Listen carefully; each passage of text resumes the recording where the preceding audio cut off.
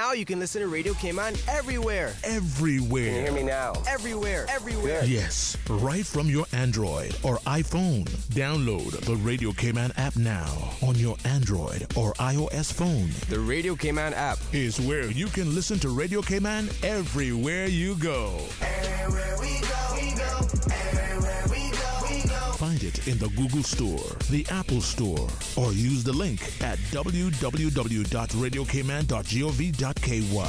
Yes, now you can listen to Radio Cayman everywhere. Oh, I think they're doing a great job. A lot of them are. Good afternoon, Dwayne. How are you? Not too bad, sir. Ladies and gentlemen, Radio Cayman's Talk Today with Sterling Dwayne Ebanks. But I do have some questions. There are more questions than answers. Radio Cayman's Talk Today. If you're ready to talk, we're willing to listen. Well, I really enjoy this program today. Cayman Islands' foremost listeners participation program. May God bless every person.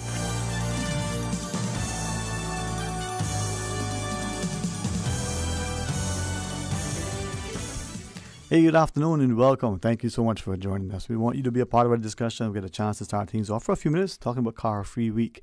No, the banks haven't given away free cars. No, you can't. No, it's election time. You might get one. I'm just kidding.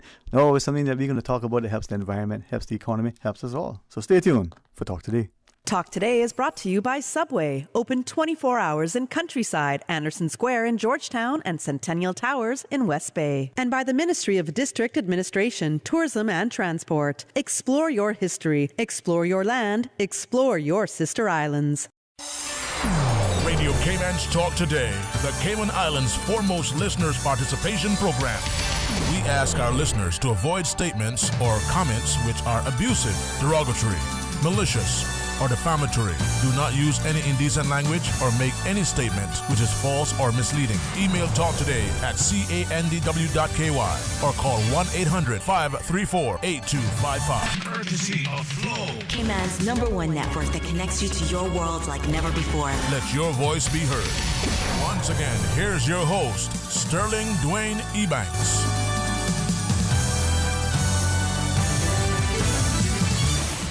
Hey, good afternoon. Welcome back, and thank you for joining us as we invite you to be a part of a discussion. And it's wonderful to see initiatives by the community, by the country, and even the corporate sector that collectively position us to be, healthier, stable, safe, successful society. And Ms. Kristen Augustine, thank you for your time. I joke and jest at the outset. At least I tried to joke. My singing isn't good. My jokes might be as either, but Car Free Week. Sounds like a wonderful initiative for those who are aware of it and utilizing it and benefiting greatly. For those of us who need a little more information, well, how did that initiative come about? What is it? How do we participate? And the like, share with us, Mom. So it is part of the National Energy Policy. The National Energy Policy actually has specific strategies which call for promoting telecommuting, promoting alternative transportation. And we know that that's hard for people to, first of all, is the infrastructure in place? Do they want to take the bus, coming out of their comfort zone of leaving their car at home? So this week we just want to highlight the options that you can do to change your lifestyle, reduce traffic congestion, reduce emissions. So from next week, Monday to Friday, we're asking you to pledge online at energy.gov.ky that you will do at least 3 days of car free. And there's so many options. You could work from home. That's the best way. We've proven that we can do it through the COVID. So work from home. We're asking all employers and managers to support your staff and permit them to work from home. You could also get to know your friends and neighbors and carpool, especially with schools. Schools has been the trickiest thing to try to arrange and manage. How do you get kids to school? Should schools provide a park and ride service? That would be great if they could do that. Or arrange carpooling with friends. You know your neighbors down the street. You're all going to the same school. That's one less car pulling into that school if you could carpool in the morning. You do it one day, the friend does it the next. Also, don't forget public transportation as well. They have a website, caymantransport.ky. Get to know the local bus service. It might surprise you. Jump on board and take that to town. Of course, there's the usual walk and cycle. We've asked NRA to sweep the roads. The police will be out with their presence to try and make it more safe, make you feel more safe as you ride and walk to work. My ministry is also providing free park and ride for the public. We know a lot of people drive to town, they don't move for the whole day, and then they drive back at the end of the day. So for those people in particular, take advantage of the free park and ride. They are in Bodentown, ICCI Newlands, Spots Dock, the SIFA football field, and West Bay. The full details and times are on energy.gov.ky. And these all go to the government administration building. So from here, you can walk to your business. And we're encouraging other businesses to arrange a park and ride. Some have already, which is great. So come together, see if you can all arrange a bus to park and ride direct to your doorstep. And don't forget, when you do come to town, you won't be stuck. We do have a Georgetown Shuttle, which has been operating since November last year. And this loops around Georgetown from 8 a.m. to 6 p.m. There is a live tracker app if you need to know where the bus is. So you can wait in the cool air conditioning. When you see the bus approaching, go outside and jump on board. And just a reminder, masks are still required for all buses. So pledge on energy.gov.ky just to give us an idea of what mode of transport you're going to be taking and how many people are going to take part. And by pledging, you also automatically get entered into a raffle. So far, we have raffle prizes from CUC, Kurt Market, Rubis, Cost You Less, and the Water Authority. I believe we have about 20 gift certificates from all of those participants. So pledge, enter the raffle, take alternative transportation, come out of your comfort zone, see if you can try and reduce your emissions, reduce the traffic congestion for that 1 week, see how you can make a difference. You'd be amazed at, simple adjustment, how impactful it can be, not just on the economy in terms of the environmental impact, but on the economics of your own wallet and the like. But as I listen to, this is both the public sector and the private sector. They can partner and let their employees, where it's possible, work from home, maybe engage in a cooperative approach to coming to work. We've seen last year that many companies were looking at, it's working from home, they still continue that practice, and many now are transitioning respectfully, probably because of management, so to speak. Perspective of, you need to be in the office, I need to see you, eyes on you, I know you're present, accounted for. Hopefully we're mature and beyond that.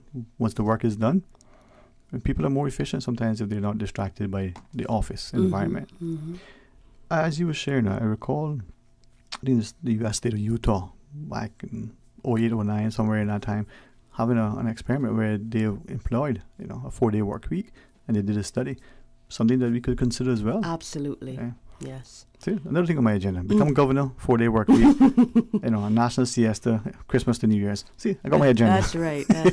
But those are important things because it improves the environmental quality, but it also improves people's psyche, their mental wealth and health. From this perspective, though, it'll only be for curfew week, initial 1 week, to see how it rolls out, how it plays, and so on. Yes, this will be like a little pilot study, and from there we'll see, should we do this more often? Should we just keep going for a month, 2 months?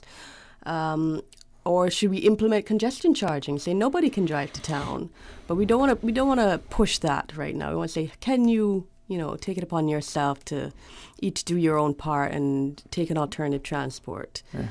Let's see what other options for those who don't know, because for those of us who read about urban planning and the like, and maybe would be familiar with terminology, it's not a toll tax that you see on new highways for people construction, congestion charging.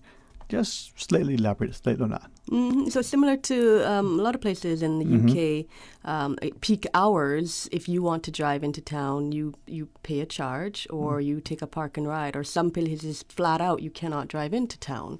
You must take a bus and use that to get around town center. So that could be the way of the future if we keep growing and growing, saying we've reached our peak. We can no longer handle cars coming in between 7 and 9. You must park and ride. So we really. And this is something that has been at least discussed and talked about, bantered about, to see the impact of it, knowing other jurisdictions have implemented something similar. Well, these are things that could happen. It's in the energy policy, actually, for a congestion charge, to consider that, look at that. Is that an option, something that we should be pushing for? Long term, I would like to do park and ride. Purchase land for a park and ride location. With a cafe and amenities, you come, you park, you grab your coffee, you jump on. Public transportation, proper public transportation, another thing. We're not quite laid out, we have quite far walks to the main road. So we're looking to see what's the best public transportation that we could get for Cayman. So those are all options that we're looking at. Proper public transport that removes the liability or ensures that the reliability is there, and the safety, the efficiency, and effectiveness. Things that are not easy to solve, but are not necessarily you have to reinvent the wheel. Exactly. I like that sort of forward thinking, but maybe when we can not have to put out a fire so much, maybe we can actually get to thinking and doing. Yes. Always energizing and enthused when intelligent people put forward, not just creative, but effective, plausible solutions. Maybe we think more, act more, be better. Might just be. Yes. All right.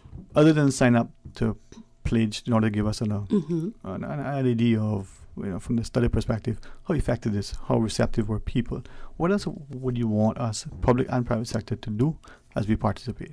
I would like businesses especially to come on board and support the staff, especially with allowing them to work from home, or with carpooling. You could make priority parking in your car park. We are doing that at the Government Administration Building. A whole section will be cornered off for carpoolers only. So you could do that, all those covered spaces for the CEOs, make that for carpoolers. So little incentives that they can do to push that. But maybe arrange, there are a lot of tour operators right now that don't have the cruise ship passengers. They're not working. So we've employed quite a few of them to run the park and ride. So we encourage you to also reach out, get them to park and ride directly to your business. Those are key things. This is where I think as we put our collective heads together, we're looking at the big picture, and not just today, but 100 years from today. New fancy blacktop roads look great, but if you're all stuck bumper to bumper, yes. I don't know. Even if you're being chauffeured, it's still no fun. Exactly. I see we've gone to 3 lanes now, so hopefully the goal is one of those lanes could one day be a carpool lane or a bus lane. So that would be great if we could do that one day. Yeah, well, I used to joke and jest about some buildings that could be removed for parking, but that's just another story for another time with another guest who would be. But I really appreciate, that we are thinking about this, and hopefully as we think more seriously, it will become something that is a national agenda, not just a political win, as it were. Do we, in this sense, when we're looking at, I had a question the other day on it, and I was trying to find it just during a break, but I recall the gist of it. When we do the park and ride, people go there, they pick the bus, and they come in. Easily understood. When we do the carpooling, there's some of us that may not work in the same building. We may work, in the surrounding building, so we either drop one and then drop the other, or we'll come to one spot and then we walk. In that instance, one individual shared that, by the time they arrived to the space where they were so lamenting. I thought about that. Perhaps thinking, take a selfie of yourself and try and, date stamp it, that proof that you did drive to town together or something. Okay. But you may have to get creative on that. Just a thought. I'm sure it's nothing. Absolutely. But it speaks to an ethos where society is credible, is also honest. And if that was the case across the board, we wouldn't have to question. Maybe we need to look at ourselves a little bit more closely. Right? Yeah. Well, I certainly appreciate your time, and you have to certainly get back to work. I'm already here. In closing, are there anything else you want to recap, or maybe just relate to our listeners? No, just pledge on energy.gov.ky. Full details with the bus times and the bus locations are on that website. And the app for the shuttle is also on that website to download the live tracker app as well. All right. Thank you so much, right? Have a not only a safe and blessed and productive week, but one is enjoyable. As you see the colleagues, they recognize the service and the desire to do even better as we encourage one another. Thank you very much. Right? Thank you. All right, we're going to pause and take a short break. When we come back, let's have some open line. 1 o'clock, Miss Deborah Broderick Miller will join us. Is it Deborah Miller Broderick? Hey, well, when she comes, she'll tell us. Another fantastic Northsider. Stay tuned for Talk Today.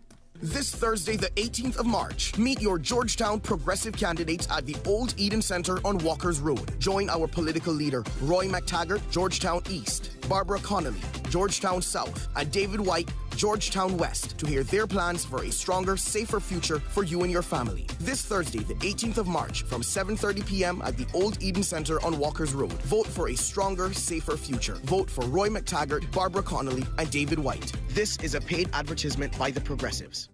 Things just got a bit hotter on the island. Come in today and order the new spicy Korean subs at Subway. They're sweet, spicy, and especially satisfying. Stop in and try the pulled pork with spicy Korean sauce, or the chicken with spicy Korean sauce. And you can message WhatsApp at 929-4658. Order online or use Let's Eat or the Bento app. The spicy Korean subs at Subway in 2 flavors, extra saucy and extra spicy. Subway, eat fresh.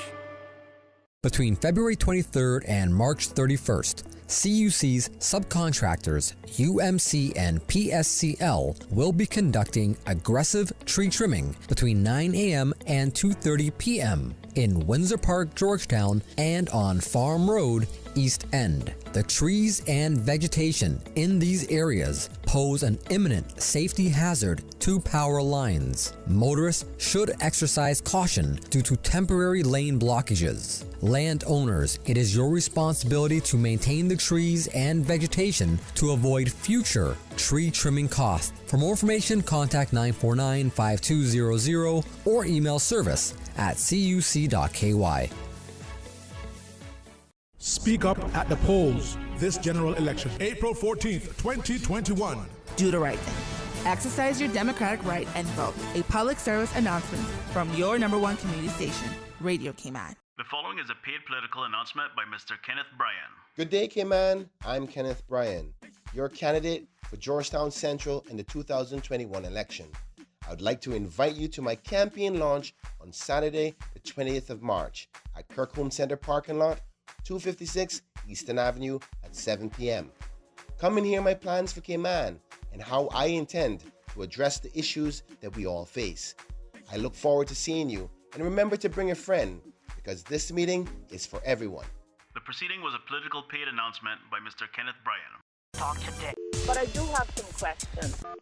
Talk today. Cayman Islands' foremost listeners participation program. Talk today. Because there are more questions than answers. What the public is saying. Waiting to take your calls right now. Sterling Dwayne Ebanks.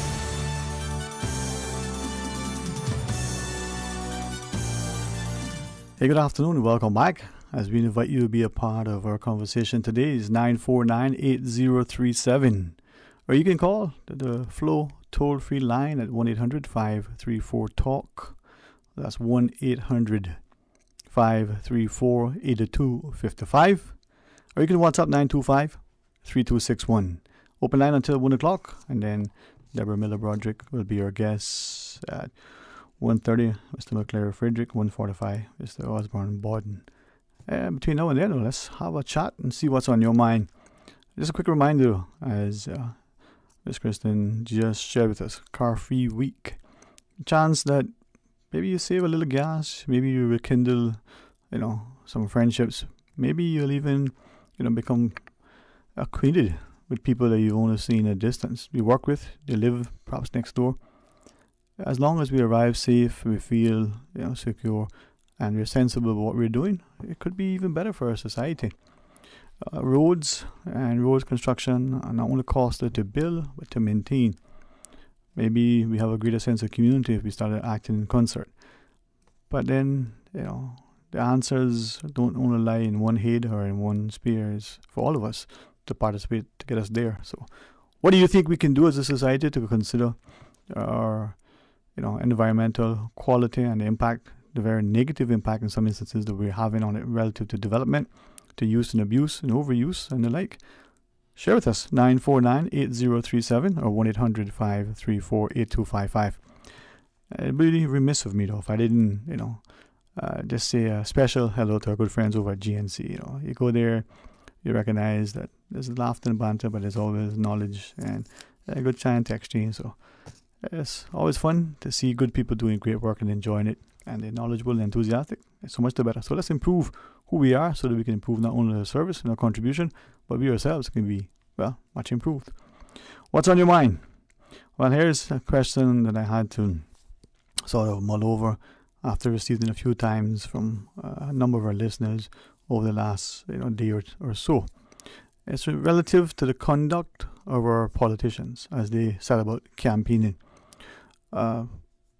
Hopefully, being respectful of who said what and how and the like. As I relay the gist of what I seemingly have distilled, many of our voters are saying that maybe it's par for the course that as we campaign, my words, okay, my words, we get into the mudslinging, but maybe it doesn't have to be. As some of you have shared, we probably don't know as much about the candidates as we think we know, or as we should know. And what we do know, oftentimes, are the negative things. But whether we know those or not, what about the things that we're going to do when we're elected, or the things that we hope to achieve if we're elected? Now, speaking to the issues, probably, maybe a little bit easier for some, perhaps challenging for others. But the token, gesture of just trying to plan to some. We should never talk at a school, but as my good friend across the board looking at me, enjoying some chocolate. Now, there's some things that can be distracting. That's one of them. Don't worry though. Later on tonight, I'll partake of even better dark chocolate. That is my goal. 949-8037, 1-800-534-8255. Or you can WhatsApp 925-3261. But as I was sharing, what do you think about, one, the way our political landscape has evolved, where, politicians, when they're holding the big stick and they're incumbent or they're, authorized or somehow positioned, they feel they can bully and batter and beat and, feel that when they're on the receiving end, well, what does this say? You should be able to get as good as you give. Someone can't. But if you behave in one way, and that's the precedent, that's the example, do you not expect others to respond perhaps in a similar way? Good follows good. Respect begets respect. Or shouldn't you think equally that evil follows evil? Hey, 949-8037, 1-800-534-8255. Then the whole notion of to what extent some of us are able to use laws and policies and regulations, policies in particular, to justify or somehow, give us courage to do certain things. Well, that's just a policy. Or that's, par for the course, as we often hear. Oh, what about holding people in a position of authority accountable? Since we have an election that, the days are numbered now. God's willing, we'll go to the polls, unless something, inexplicably and unexpectedly occurs. We're going to go to the polls on a Wednesday, the 14th of April. We've just come off Easter, probably, and still enjoying the, what Easter means to us. Not just the traditions that we do, but the religious implications of what it is. And maybe we'll go a clear conscience in mind and an informed and engaged perspective and cast our ballots willingly. Now, there are those who joke and say, well, the politician gave me $50 or $5,000. Well, you vote if that's how you've been influenced, or you vote otherwise, despite whether you accepted the gift or not. Let's go to the phones. Good afternoon and welcome. Thanks for calling. Good afternoon, Dwayne. Peter here. How are you? Yep. Good afternoon to you, sir. How are you? Not bad. Thank you. Try and keep up with the political developments here, or rather the campaign developments, I should say. Good luck on that. It's quite interesting. The addition of social media to today's information, wealth of information, I should say, has really made some changes because you read a lot of things you might not otherwise not have been privy to. Sort of stuff that is going on behind the scenes and stuff like that. But so anyway, as I said, busy times in trying to follow all that stuff, and I'm surprised I still see you there, because I thought you would be one of the first that would sign up for this year's election, having front row access to the media to reach your version of the future on the airwaves. But anyway. Well, appreciate the vote of confidence. Yes. Maybe next time. It is. Yeah. Maybe when the UK opens up the position of governor, maybe I'll have. Yeah, well, that's another one. Yeah, Yep. Again, you might have inside information, so I don't know. You never know, right? But anyway, that was just from my mouth. Now, let's see what is on my mind. You know, we talk a lot about disaster preparedness Yes, sir. in this island, and rightly so for the known disasters. But one of the disasters we rarely speak about, and I'm sure in some circles it's actively being contemplated, is if we should become subject to an organized campaign, let's say between the EU and North America, to shut down our financial industry.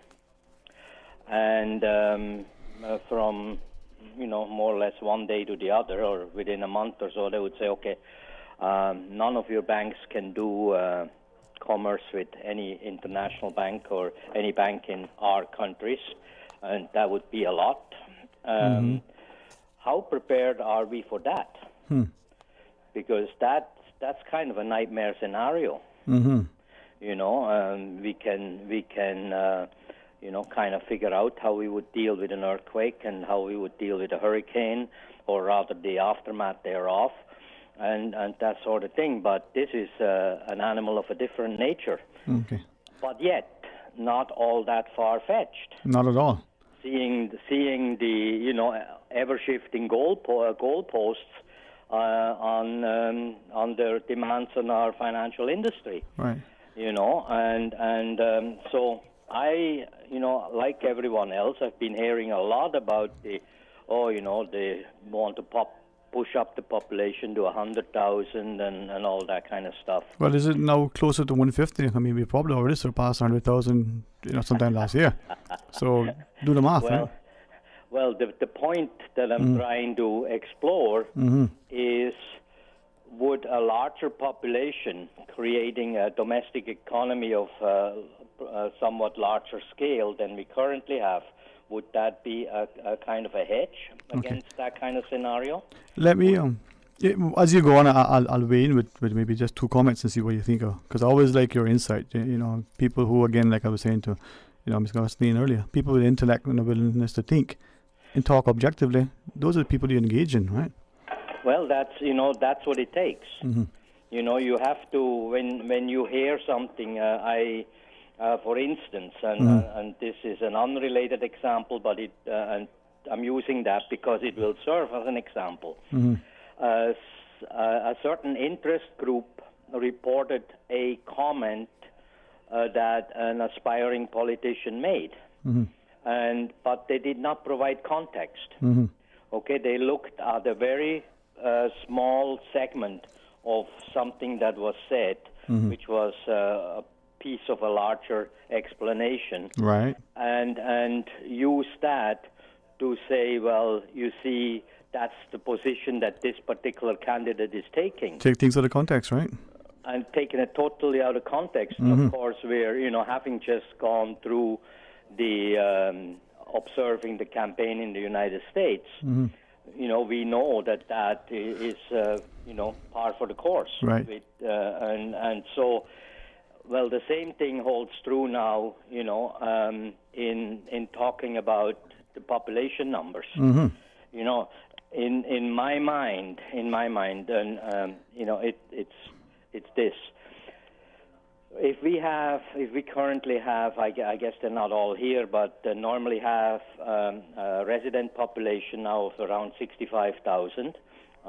Is the last reliable numbers that I heard that we would have, albeit they're probably not all here at this time, but they will be returning in due course if they're not here now. But if you do, right?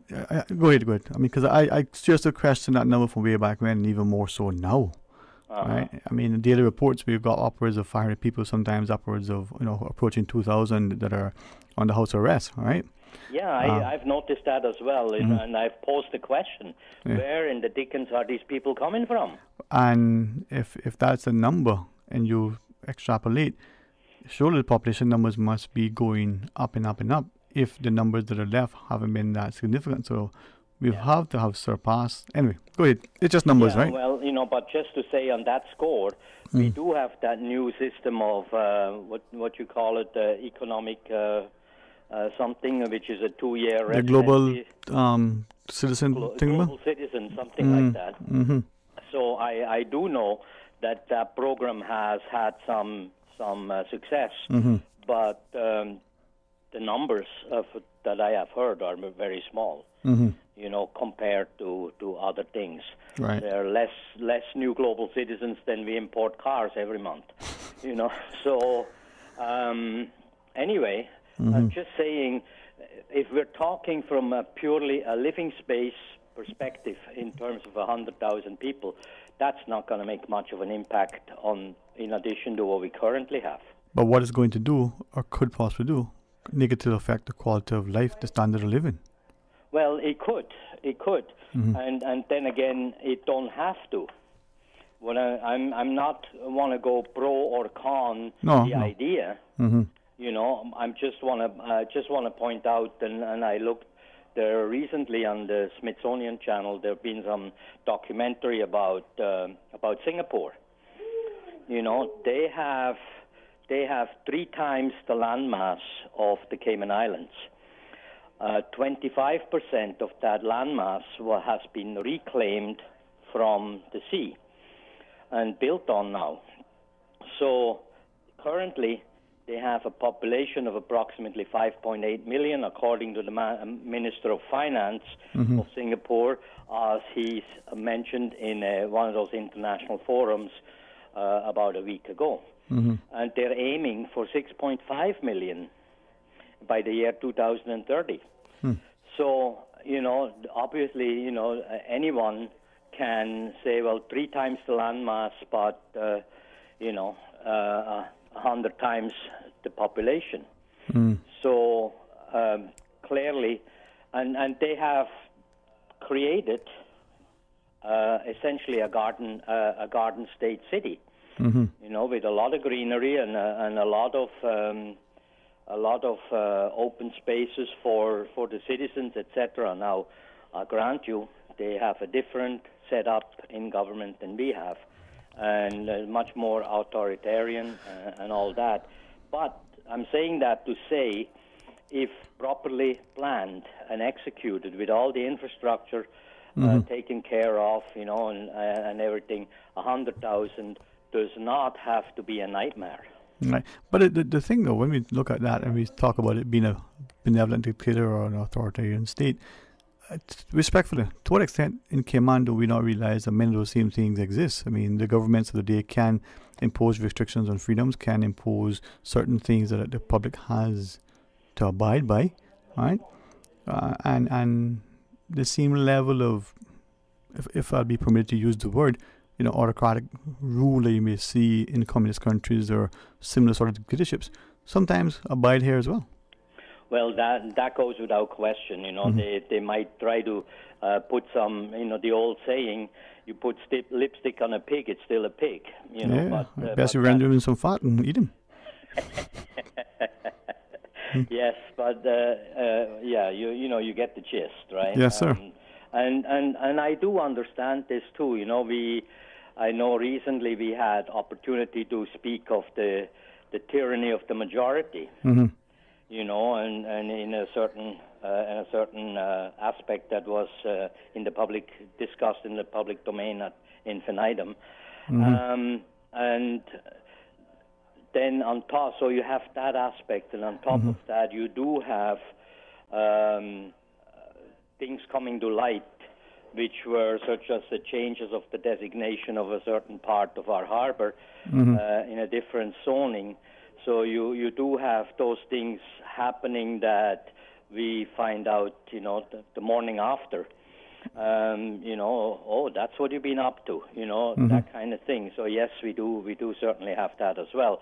I'm not sure if it could work in the other direction, to where government would act in actually the best interest of its population by planning and designing a system which would make living less stressful and so on, because one would think that the majority of the population would welcome that type of development. So one would think it wouldn't be necessary to do it behind the scenes or without consultation, recognizing that you will get a myriad of opinions if you have public discussion on it, but at least you can show when you go next for election that you did engage in the process. And as I listen to you, I mean, this is where I think increasingly we're failing to engage each other, and we're failing to provide a platform for public discussion, and maybe sometimes we only recognize that things, similar action, attempts at getting things done during a political campaign. That's why many have joked and jest we should have a campaign every year. Well, and the other thing we certainly should have is the district committees, so that you have some private citizens' concerns being elevated to the governmental, the top elected echelon of government knowledge or awareness. And unfortunately, that has not happened yet. And of course, as long as we don't have that, we won't be able to have a national vote or anything. You're right, man. When I look at all of this, and I really crave your indulgence and that of Mr. Calacross, because I think times conversations get pushed to the side. When you were sharing, and as I reflect on Ms. Gustein's comments relative to the national energy policy, how many of us have looked at it, and I looked at it in earnest, and the fact that in there's a tax for congestion, right? Not something that is completely novel to this country. Not bespoke legislation, as the Premier has taken to use that word many times, right? Yes. And we can adopt things, but have people understand potentially the impact of that. You head into town, and that's another tax that you're going to have to pay. Is there something to incentivize us to do it? Otherwise, using the carrot as opposed to the stick, all right? Look at it again, and it's me. Look at the deployment of the military, the regiment, whatever you're going to call it, right? Yeah. Instead of training up people with guns to kill people, why don't we train up a core of diplomats who have strong negotiation skills, in addition to the similar ploy of a disaster management? Again, I don't see the need for guns in disaster management, right? But having a core of engineers to help with disaster management, a core of diplomats. To your earlier point, suppose there was an argument with the EU and the US and everybody else, and Cayman and said, okay, boys, sit in your corner. You can't engage in the financial system today because, well, you're just small. Shut up and be quiet. They can do it, and they have, with their grey list and black list and pink list and all kind of other lists, right? So where are our diplomats to go there and negotiate? If I'll be, forgive me, if I'll be permitted to say, someone with the intellect of the Premier, with his experience on the international scene, given our Constitution that has said, right, that he can't serve as a Premier for more than 2 consecutive terms, right? Perhaps a failure and a shortcoming in the system recognizing the small population and an even smaller pool. America has, 330 million people, and look at the jokers they have to pick from for president, right? Now, take a gentleman like the Premier with his intellect and experience, and could we not position him to be an ambassador, a quasi-ambassador? He could be in Brussels somewhere and negotiating on our behalf, as opposed to now having served the country at the highest level, with such a skill set, having to relegate into local politics when he could be now celebrated on the international scene. Well, why don't we do that? Just a thought, sir. Maybe that's too much politics. Well, we're good at that. We're good at pushing people aside that have accumulated skills at our expense. All right. Unfortunately, I have a personal history of having experienced that, where my former employer paid a lot of money to educate me and train me in certain things, non-flying activities. And when it came time for me to stop flying because of reaching a legal age limit, rather than utilizing those skills, they decided there was no room for me within the organization. Obviously, that's their privilege, however, if you were an investor and you say, well, why is that asset laying, dormant? Yeah. Well, again, we talk about respect. We don't show it. We talk about discrimination and do acknowledge it. Yes, we openly do both. With that, sir? Yep. Could we call it that for now? You do as well. Okay. Well, good conversation. Let's pause and take a break. When we come back, stay tuned. Hello, this is Mario Ebanks, your best choice for West Bay West. Please join me on Radio Cayman 89.9 on Thursday, 18th of March from 7 to 8 p.m. for a Let's Talk Policy with Mario with a panel of Caymanian subject experts. Then on Friday morning from 7:30 to 8 a.m. again on 89.9 on For the Record. This Friday evening, March 19th from 7 to 9 p.m. we invite all residents and voters of West Bay West to a community meet and greet at the Leo Ebanks Park on Ebanks Road off Watercourse Road. Please come out for a good time of sharing and information. I look forward to seeing you at the Mario Ebanks meet and greet. Thank you. Freedom, Cayman Brack. Freedom, Little Cayman. Soft breezes, blue waters, no traffic. Unwind and rejuvenate your mind, body, and soul. Sister Island Staycations, a taste of freedom. Discover all that our sister islands have to offer.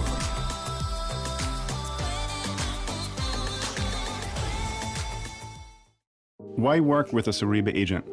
We can tell you that those letters represent a proven understanding of the real estate market in the Cayman Islands. But it also means so much more than that. Our trained Cereba agents are committed to ethics, integrity, and excellence of practice. It's all about confidence, knowing you are working with a qualified Cereba agent. As members of Cereba, your trust is our promise. To find a Cereba agent today or to search thousands of listens, visit Cereba.com. Cereba, the mark of excellence in real estate. Making a dent in traffic congestion is everyone's responsibility. This March 22nd to the 26th, join your community for Car Free Week, a countrywide initiative by the Ministry of Commerce, Planning and Infrastructure, carpooling, cycling, public transport. Join a park and ride program, or perhaps working from home. Your boss will understand. Visit energy.gov.ky for more information for park and ride options. Take the Car Free Pledge and enter into the raffle. Traffic may stand still, but the Car Free movement is moving ahead. Join your community. Take the pledge March 22nd to the 26th.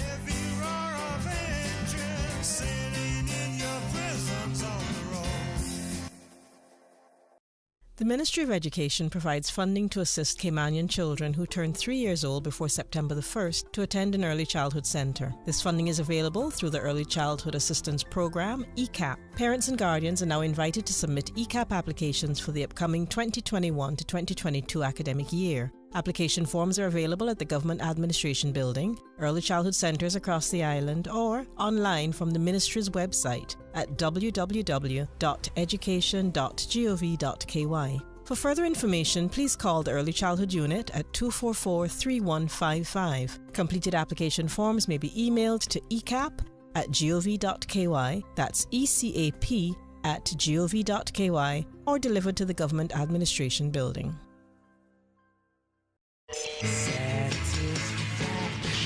Satisfaction is guaranteed 24 hours a day, whether it's music or information. Grand Cayman to Cayman Brack to Little Cayman. We've got you covered. You ever hear a thing like that? Radio Cayman in the Cayman Islands. Today's biggest news. Radio Cayman. It's only two species that we have, on the island. Generations present. Your voice, your choice. It is in the best interest of the people of these islands. Local, regional, international. This is Headlines from Radio Cayman's newsroom. Today's biggest news. With your latest headlines, I'm Shanda Gallego from Radio Cayman's newsroom. Government reported the results of 312 COVID-19 tests on Wednesday. All came back negative, with more than 800 people currently in isolation. So far, it's estimated that about 38% of Cayman's population has gotten at least one dose of the Pfizer-BioNTech vaccine. Turning to international news now. A review by the EU's medicines regulator has concluded the Oxford AstraZeneca COVID-19 vaccine is, quote, safe and effective, and its benefits outweigh the risks. The European Medicines Agency, EMA, conducted its review after 13 EU states suspended use of the vaccine over fears of a link to blood clots. The EMA found the vaccine was, quote, not associated with higher risk of clots, but it said it would continue to study the possibility of such links. more than 500 people in the United Kingdom were put on do not resuscitate orders without their consent or their carers' consent during the coronavirus pandemic. That according to a study released by England's Care Watchdog on Thursday. The Care Quality Commission study said from the beginning of the COVID-19 pandemic, there were concerns that do not attempt cardiopulmonary resuscitation decisions were being made without involving people or their families and or carers if so wished, and were being applied to groups of people rather than taking into account each person's individual circumstances. And the widow of Kobe Bryant has published the names of Los Angeles County police officers who she said shared graphic photos of the scene of her husband's death in a helicopter crash last year. Vanessa Bryant is suing the police department for negligence and invasion of privacy. Basketball star Bryant died with his daughter and 7 others in the crash. On Wednesday, Vanessa Bryant, 38, posted on Instagram the names of 4 sheriff's deputies. Those are your latest headlines here on Radio Cayman. I'm Shanda Gallego. For the latest in news and information, follow Radio Cayman on social media, Facebook, Instagram, Twitter. Download the Radio Cayman app or log on to our website, radiocayman.gov.ky. Talk today. But I do have some questions. Talk today. Cayman Islands' foremost listeners' participation program. Talk today. Because there are more questions than answers. What the public is saying. Waiting to take your calls right now. Sterling Dwayne Ebanks.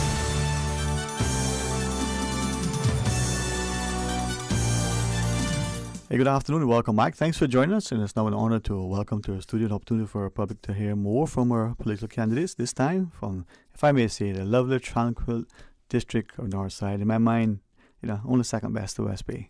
But then you think of Cayman, Little Cayman too, so maybe there's a tie there.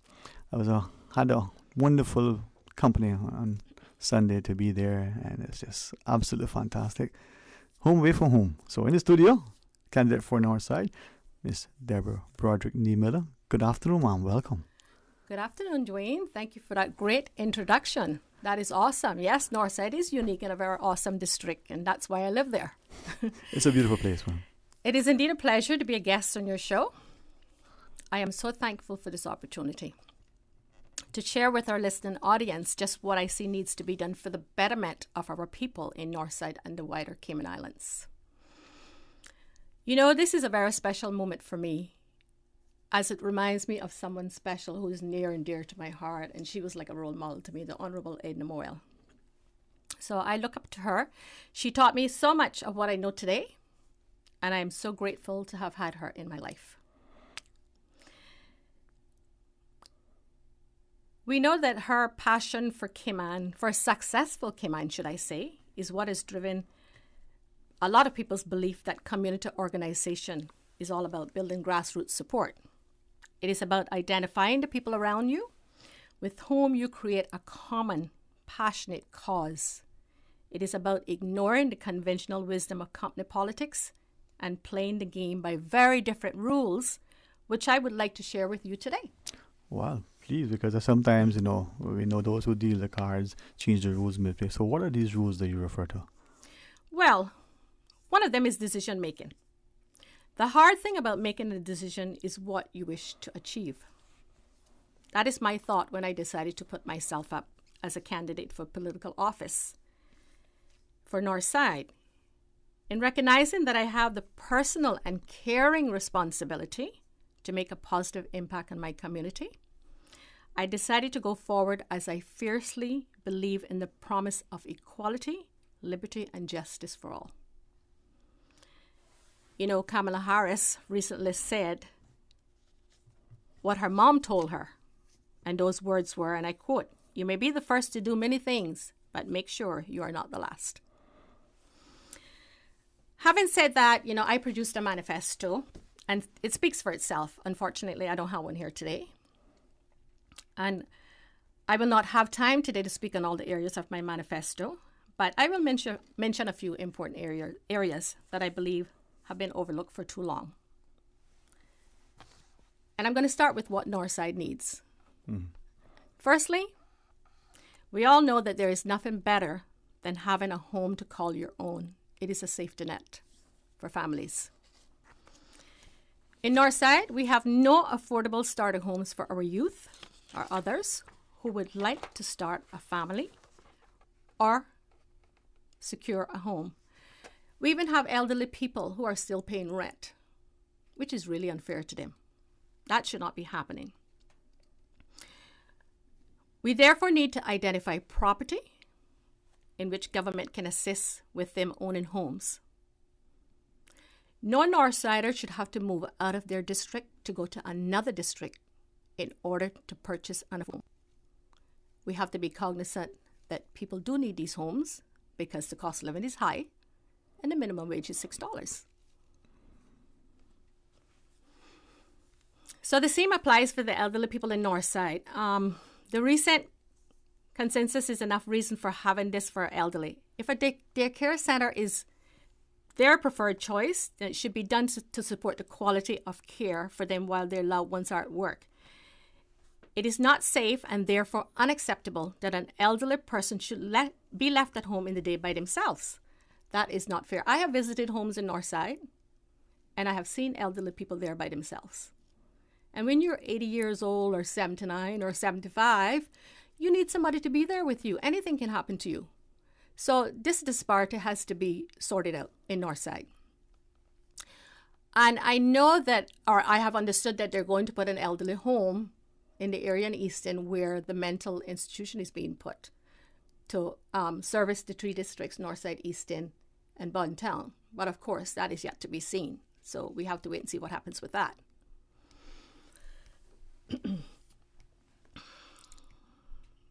Another area is the Kaibo Rumpite roads, which we have there that has been left for ages now. And I mean, you probably drove into the Rumpite area. I'm not sure when last. But the road there is really, really terrible. Caymanians and residents there that live there need properly paved roads that don't flood when it rains too hard, because it floods there and it's really horrible. So I am like what Mr. Tony Eden always used to say in Parliament: they need to stop pussyfooting around with that. They need to get that road done. That is in dire need. Get her done, Larry the Cable Guy would say, right? You know, as I listen to you and I recognize that to traverse the road of being a political candidate and getting elected, something that obviously you have given much thought to. And, you know, as you share your plans, your vision, that calling and yearning that some feel within, some is innate, some is inspired. Miss Edna, as you shared, I can recall her coming into the ministry way back when I was there. Always a lady, but very, very stern, very serious, very focused. Jovial as she was, right, but serious about getting stuff done. So, you know, it can really happen. As we go through though, and we're looking at where we are as a country, I know you reference, you know, the local issues. I know you know, we also talk about the national perspective, but what are the things, in particular education, you know, it seems to be a thought that we get on. But before we get to that, take us through some of the other things that you want us to share, you know, some of the other plans, for instance. Okay, well, again, for Northside, one of the things that I have looked at is that I thought we could do to increase a livelihood, and that is through having a mini market in Northside. There are people who would like to sell their produce, their ground produce. There are people, you know, we have fishermen who come in from fishing that would like to come in and sell their fresh fish, which would be good for all of us in that district. People who still does craft. We have people who would like to do their food products. So all of that could be entwined into one with a mini market, and that would help the economy and help people to have a livelihood coming in. So that needs to happen. I also looked at put in a little mini museum in Northside, where it would be like an attraction for tourists coming our way, where our children, our school children, could showcase their artwork. We could put programs in place like the Junior Achievement. And I know the Junior Achievement, my son attended that, and he used to make, you know, little things and all of that stuff. So we could showcase all of that at the mini market. Charge a little minimum fee, you know, for people to go and visit it, the tourists. And that money could go towards helping children with scholarships, because as we know, scholarship funds are not much for children these days. I mean, it's what, $20,000 a year. They're paying much more than that now. This is the modern era. So that was one of the things that I looked at for Northside. But yeah, those are the basics for Northside right now. You know, the housing, the mini market, the elderly home, Right now, that's what I'm looking at. Yeah. Priority areas for you. And as you mentioned, the market can, even individuals as you see in some other places, a spot in California comes to mind, almost an artisan market where the local craftsmen, the vendors will come out, display their locally crafted wares, from the art to the food, to the fresh fish, to the ground provisions and the like. And they serve well for the community to get fresh, produce, but also for the wider country to be able to drive, whether it becomes Sunday or Friday. Exactly. To be able to see. Precisely. All right. As you take us through, what next on your agenda? Okay, well, the hot topic you talked a while ago about education, that is a hot topic for everyone. Right. Yeah, that's unfortunately that's one of my little things about education. Yeah, the hot topic, as you say. And that is near and dear to my heart because, when my kids got older, that they were almost, my two older ones almost completed university, I decided that it was time for me to go back and upskill myself. So I have done that. Now I'm in law school and I have 1 year left to complete. So actually I got my exam results today from last semester and I'm all ecstatic because I passed everyone. Public congratulations to you. Yes, thank you. But that's what we expected. You're smart, industrious, resilient. So okay, on education, a serious topic. While our public school system, we cannot say it's the worst, because I'm sure there are other countries who have worse than us, but we're not the worst. But we still have children who are going from primary to secondary education. And some of them cannot read properly or cannot do simple math still. Mm-hmm. So that should not be happening, where children are moving from one extreme to the next and cannot meet the standards. So I would say in that regard, we need to get people on board to help these kids, more volunteers on a Saturday, whenever they have time, to go and assist these children, read with them, help them do some math. And on that note, we also need to get the parents on board, because parents also need to sit and read with their children and take interest. We have parents that do not go to some PTA meetings. Parents need to, again, be involved in the PTA meetings, know where their child is at. They need to get on board with that and help them do the necessary. So I am an advocate for children getting to where they need to be, because I made sure mine got there. And many days I ate crackers to do that, but it was all well worth it. Many of our parents did. So parents, sometimes you have to give up something to make your child get to where they need to be. Education is the most important thing they could have. No one can take that away from them. We desperately need the trade school, because not every child is academically inclined. We know that. But that trade school is nowhere near yet coming. Mm-hmm. So with those in mind, I think education, we cannot put education on the back burner. We have to do the necessary and get these children up to par. All right. As we speak with Deborah Broderick Nee Miller, candidate for Northside, the elections are short away, so perhaps after this quick break, we can continue having you share with us as we invite listeners to stay tuned. And when we return, Deborah Broderick Nee Miller. Radio Cayman is pleased to feature this special Sister Islands historical vignette, brought to you by the Ministry of District Administration, Tourism and Transport. Explore your history, explore your land, explore your Sister Islands. In the early 1900s, the Sister Islands enjoyed a relative prosperity, with the cultivation and subsequent exports of coconut being the primary industry, as Commissioner Sanguinetti would note during his 1902 visit. Business seemed brisk. There has been a very large coconut crop, such as not born for years, and the carrying capacity of the island vessels to deal with the export of nuts have been shipped between October and February last. The coconut industry would continue to expand, with the expansion of plantations into large tracts of unused land. Information from this historical vignette was sourced from Founded Upon the Seas, A History of the Cayman Islands and Their People by Michael Creighton and the New History Committee. Radio Cayman is pleased to feature this special Sister Islands historical vignette, brought to you by the Ministry of District Administration, Tourism and Transport. Explore your history, explore your land, explore your Sister Islands.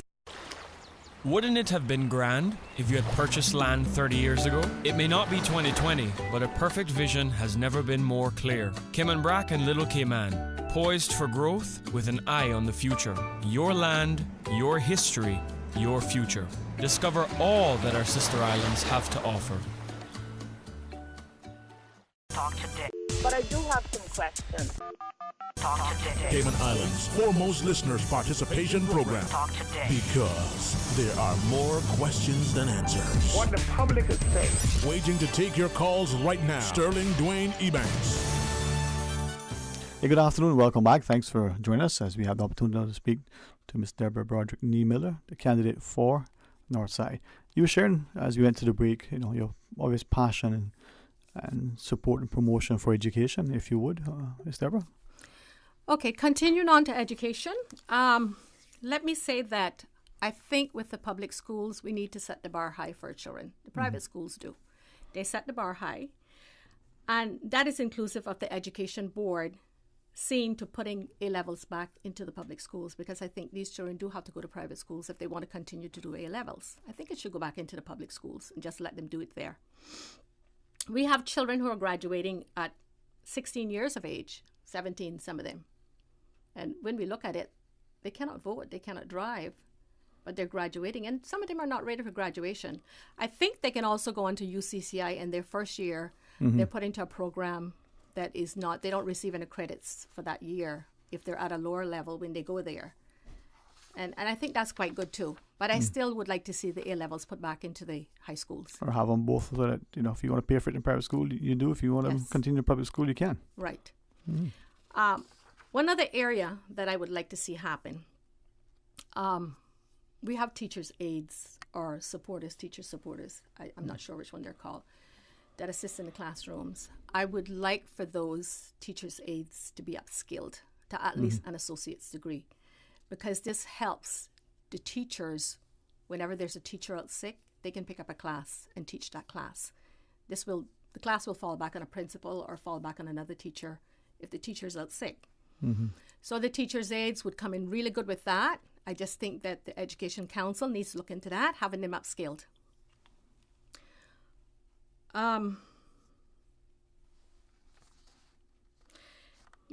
we think about our children, there are a few things I'm going to say that needs to happen.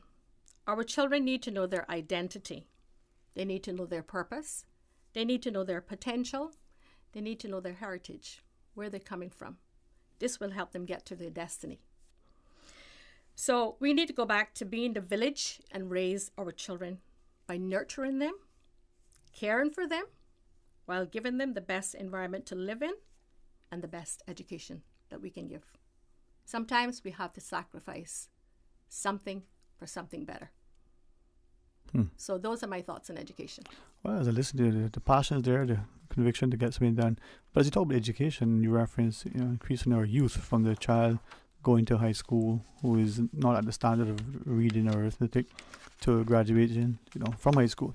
So our youth, obviously, is something that you are equally passionate about. What thoughts? Sorry. So let's share more about the youth. Yes. I love the youth. I do feel that we need more youth programs.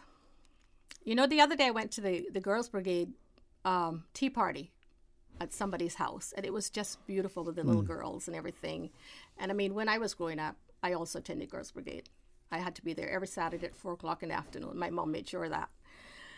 And just seeing the children singing and being involved, it was just phenomenal. Having seen that, what came to my mind was what happened to the Boy Scouts in Northside. I don't hear anything more about the Boy Scouts, and I know that used to be a program when I was also growing up for the boys, which was really good. Or I was thinking that maybe we could have the Cadet Corps in Northside also for the youth, because that's a very disciplined program. My son attended that at some point, and he enjoyed it. I think there also needs to be programs for not only for the youth, but the middle-aged people, where there's substance abuse programs. As a Northsider, to get this done, I would reach out to Cayman Counseling Center, Family Resource Unit, and other such organizations to bring the feeling of hope. because we have quite a few men in Northside that I think they feel displaced. I think they feel they have no belonging. And we need to look into that. We need to make them feel that they belong. They need the help. Well, we're there to assist them. We need to get it done. And as I share with you, we can see you talk about men being displaced and the like. Leads us to employment, not just unemployment or underemployment, but the prospect of people who have a sentiment somehow inculcated that there is no prospect, no hope for employment, even from time they're in school, whether that's high school graduating or university. So employment being one of those concerns we hear from many on the campaign trail. What's your perspective on employment relative to your constituents? Well, employment is a very important subject, which is also near and dear to my heart. As we see the disparity and we see the biasness that occurs in the workforce, I've been in the workforce, and it happens on a daily basis, believe it or not. I believe that one of the things that has impacted our unemployment situation is our work permit grants. We have university students with degrees, some with honors. You may recall when the immigration law only allowed employment for work permit holders for 5 years. You remember that? It was 5 years, I think, where a Caymanian had to be trained. And then they moved it to 7 years, and thereafter to 9 years. Well, the problem is that with a 9-year term limit, this will lead into permanent residency, because by that time, work permit holders have the ability to establish something, whether it's a piece of property, a house, an apartment. They're going to establish something, so they're going to get the PR. And then soon after, they end up getting status. And I don't want anybody to get me wrong of what I'm saying about work permit holders. I'm not anti-expat. I just think that with the work permit holders, it is discouraging to our young Caymanians who have degrees, because they didn't have to compete with these PR persons for white-collar jobs. And it's not fair to them. And of course, they tell us that they need to be have experience. How are these children going to get the experience if we as a country don't give them the experience? So a person with 1 year experience and in 5 years have 5 additional years experience. So as they work in a job, they get it, whether it's a work permit holder or otherwise. Exactly. In addition to that is the potential for population overgrowth. Right now, as far as I'm concerned, we are overgrown. If we got to get 100,000, definitely, that's going to be very, very uncomfortable. So we cannot accommodate everyone. We do not have the road infrastructure as it is now for the eastern districts. Right now, we're struggling through traffic, morning and evening. Not just mornings, morning and evening. So if we get 100,000 people here, trust me, it's going to be worse. We don't have the road infrastructure. That means more schools to be built. That means more unemployment for Caymanians who have degrees, because, like I said, they're going to be competing for the white-collar jobs. So these are where the disparities are going to come in. So I think that the Caymanian protection law needs to be brought back and enforced. We should not be in a position where boards are responsible for making so many decisions and then be overturned by cabinet or by someone else. When the board make a decision on a work permit, it should remain that way. Obviously, they've made that decision for a reason. Our Caymanian workforce deserve to be gainfully employed. It is nonsensical injustice for them to have studied for 4 or 5 years, return home to work, and told that there is no job. This has existed for too long and must come to an end. As a member of Parliament, I would engage collaboration of the Career Guidance and Scholarship Units and WORC to identify opportunities for employment, areas where qualified students are returning home, how they can be hired. It would certainly alleviate them from going to the Needs Assessment Unit. As a member of Parliament, I would also ensure that the government puts policies in place for businesses with work permit holders to hire 4 or 5 Caymanians who they would professionally develop in the role for every 10 work permits they hold, whether it is a law firm, accounting firm, or otherwise. Northsiders and the wider Cayman community, you have my pledge that I will put my best foot forward and fight this injustice for Caymanians. In my Northside constituency, I would have a committee of experienced individuals assist our young people to get their resumes completed in order to find suitable employment.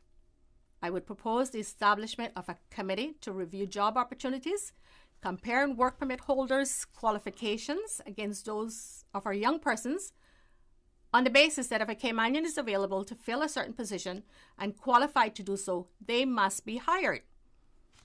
So those are my thoughts on employment right now. Yeah. But of course, I could go on and on about employment. I do recognize, our limited time for this discussion today. And as you spoke to the local issues, even emphasizing national issues like employment and education, we can see how it has a local flair as well. As we, sort of conclude today's discussion, Mr. Broderick, what else do you want the voters in particular of Northside to hear? Well, on a national issue, there's been this controversy about the environment. I mean, environment is one of our greatest assets that we have to preserve and conserve. It is about conserving and preserving the earth for future generations. And to achieve this, we must restrict persons from causing further damage to it. We must be sensible about our use of natural resources, enforce policies more stringently, and we must disallow persons removing the mangroves. Our forefathers would never want that to happen, and that has been happening. It has to stop. Now, we know that the landfill has issues too that needs to be sorted out, with the air pollution and the groundwater pollution.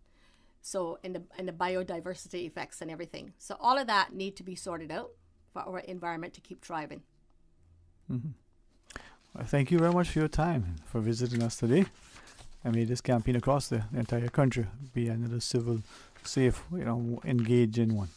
Thank you very much, Mr. Broderick. Thank you too. And I just want to say to the Northside people, our mission in life should not be merely to survive, but to thrive, and to do so with compassion and style. I encourage our Northsiders to vote for me, Deborah Broderick. Number 1, to bring back our identity, find our purpose in life, what potential we have, know our heritage, and know our destiny, as it can be done through us becoming one people. Together we can do this for our children and grandchildren in preparing them for our future leaders of tomorrow.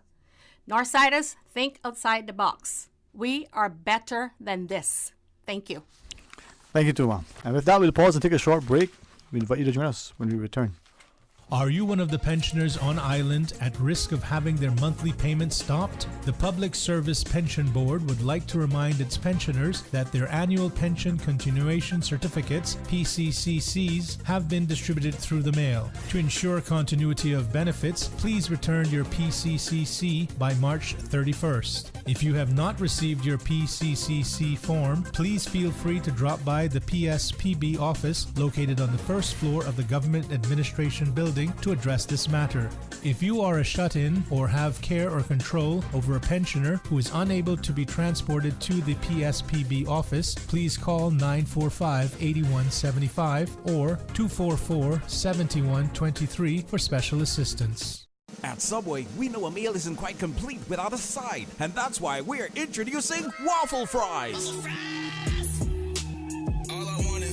Subway's waffle fries are oven-baked softness with extra crispy edge, giving a satisfying taste to be enjoyed as is or in any of Subway's dipping sauces. Order waffle fries as a side item for $2 or make it a meal deal with any sandwich or salad with a 20-ounce drink and waffle fries for an additional $3 or a 30-ounce or bottle drink and waffle fries for an additional $3.50. Subway, eat fresh. So, Gianna, how often have you been flossing? I see. And are you still working over at the daycare? Okay. How are your boys doing? Right. Now you just tell me if this hurts. With 99% of medical claims paid in under 5 days, we're like a dentist that doesn't try to talk to you with your mouth full. That's a doozy. CG Britke. Insurance, health, pensions, life. Good like that. And now, a paid political message from Georgetown West candidate Dr. Kenrick Webster. Hi, this is Dr. Kenrick Webster, your independent candidate representing the electoral district of Georgetown West. With just a few weeks to go, I aim to apply my passion, dedication, and track record serving the people of the Cayman Islands through my experiences in law enforcement, tourism, and youth development to support your Georgetown West to be an inclusive, safe, and thriving community for all. If you believe in togetherness and kick-starting positive change for our community, then your vote is safe with me. By voting and instilling your trust in me, I can assure you that I will listen to you and put your needs at the heart of action to ensure that your contribution is acknowledged, valued, and celebrated. With me, Dr. Kenrick Webster, as your MP, there's nothing that we can't accomplish together. Rest assured, your voice will be heard to bring about long-lasting change for Georgetown West and the wider Cayman community. I am Dr. Kenrick Webster, and I approve this message. The proceeding was a paid political message by Georgetown West candidate Dr. Kenrick Webster. Calling all gamers. Practice play is over. Get ready for 2 days of non-stop competition, fun, and excitement. NetGeeks Media is proud to present the return of the Caribbean's #1 esports event and gaming convention, Gamers Bay 5. Now celebrating our 5th anniversary, Gamers Bay is going down March 27th and 28th at the John Gray Gymnasium. If you think you have what it takes, you can compete for over $10,000 in cash and prizes. Compete head-to-head in titles such as Fortnite, Super Smash Bros., Call of Duty Cold War, and FIFA 20. See and try the latest game consoles and virtual reality headsets. Lots of free play for PC gamers, console gamers, and VR of all ages. Special guest influencers will be in attendance. For more information and to register yourself or a team, visit gamersbaycayman.com. Proudly sponsored by NetGeeks Media, Domino's, Pepsi, Enterprise Cayman, C3 Pure Fiber, Department of Tourism, Ministry of Education, Youth Services Unit, Kimpton Seafire, Radio Cayman, Simply Computers, and Suzuki. Workforce Opportunities and Residency Cayman advises holders of permanent residency PR facilities to take immediate steps to settle any outstanding fees to avoid potential loss of this facility. Fees more than 90 days past due date should be paid immediately. Payments can be made via debit or credit cards, online payment using the Work Payment Portal, or via checks delivered to the Apollo House West Office on Mary Street. For PR holders needing further assistance, call Work Customer Care at 945-9672. Talk today. But I do have some questions. Talk today. Cayman Islands' foremost listeners' participation program. Talk today. Because there are more questions than answers. What the public is saying. Waiting to take your calls right now. Sterling Dwayne Ebanks. Hey, good afternoon. Welcome back. Thanks for joining us. And in the studio now, excellent company of Mr. McLaren Frederick, candidate for East End. Good afternoon, Mr. McLaren. How are you? Good afternoon. I'm great.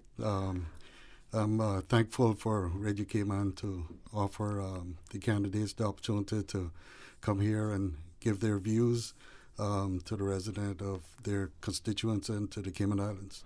All right, well, thank you for taking the opportunity and joining us. And, you know, for those who, and I can only imagine that may only be one person, that's the person that just recently came to the island and is in house arrest, but who don't know McLaren Frederick, what would you say to the listeners? Who is Mr. McLaren Frederick?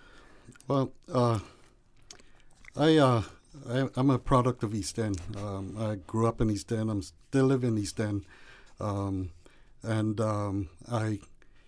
spent all my life, the majority of my life, there was a few years I was in private sector and I ended up in the civil service, and I've been a career civil servant, committed to serving the people in the country. Did that for 36 years, retired, had a succession plan in place so that somebody could take over when I left. Retired for a couple of years and went back to planning to, again, help out, and left somebody that was capable of taking over after a year. And, you know, when that was over, I started looking around and thinking, I grew up in East End, and I didn't like the way that, to me, outside forces were kind of adversely affecting the landscape of politics in East End. So after thinking about it, I thought, well, I'm capable, and I should stand up. And if I don't stand up, then I don't have any right to complain about what's going on. So that's what led me to this. As we've often heard, if not me, who, if not now, when. That's sort of the mindset. Well, I commend all those who, put their hats in the ring. The political landscape, you say, has changed significantly globally, certainly in the Cayman Islands and in East End. Well, what are some of the things you see impacting it? What are some of the things that you want in order to positively affect the outcomes? Well, let's start with East End. There are many issues in East End and the country, as a matter of fact, that need to be addressed. And I believe that with my experience in the service and my qualifications, that I can adequately represent the District of East End and the country as a whole in Parliament. Being a member of Parliament is more than just looking out for your constituency. It also means doing whatever is necessary in the best interest of the country for all of us. We have to make sure that we have a strong country and a strong economy in order to help our constituencies. So, that has to come first. I did a manifesto, and I put it on my Facebook, Elect McCleary 2021. That is based on some conversations I've had with people in the district of some of the needs.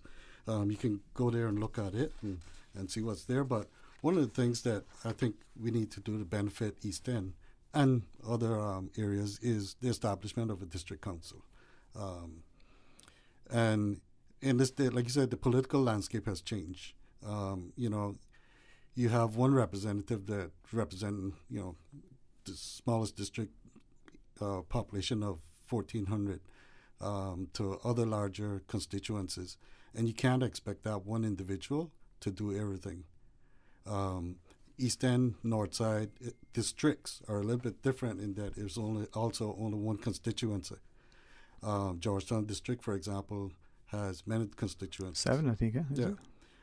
So the district councils would help to manage issues of the district.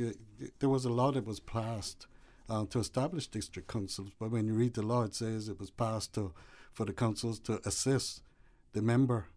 I think it needs to go more than that. I think they actually need to have some responsibilities for running things within the district.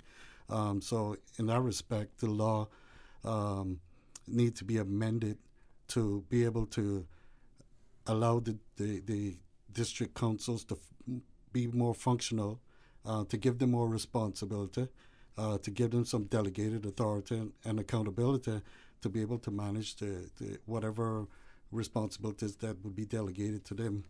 And it also creates another level of governance at the district level. I think one of the things that we need to do in East End is to develop a development plan for the community, a community development plan.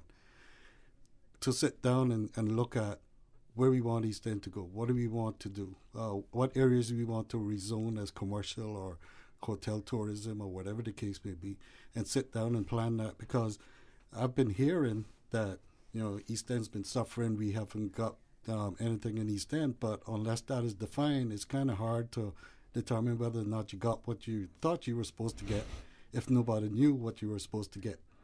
So I think that is one way to make the representative accountable.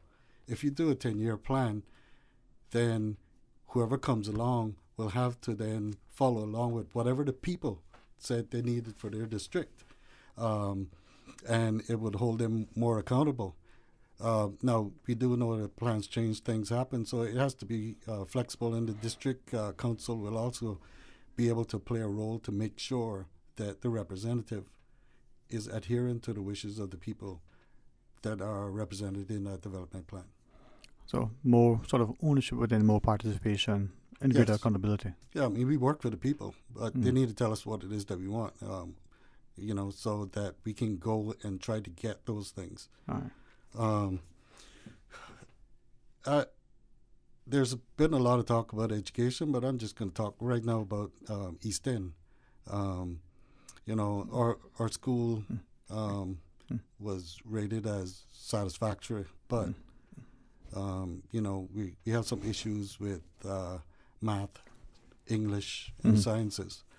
You know, if you look at East End School, the facilities that we have are old. The area that we have is small. You know, there's no real playground and other things for the kids. And I think it's about time that we invest in a new school that would adequately provide the resources for our kids to excel. And that is one area that I would love to put forward and to push to see if we can redevelop and provide a new school. We have areas that we can do that, and I would try to get accommodations not just for the school but also for the community. I mean, such as improving the football field. You know, we go up there now and we have stands that don't have a cover, and you can't find bathrooms, and changing rooms are about half a mile away from the field. So to improve the facilities that they're available not just for the school but also for the community. A big issue we have in East End with the community is the senior center. We had a senior center that was closed and the residence was moved to West Bay. And, you know, there's been a lot of questions about when they're coming back. And East End has an aging population. The average age of voters in East End is 51. There are more people over the age of 60 than there are under 60. I'm getting up there, and I need to look out for me too for my future.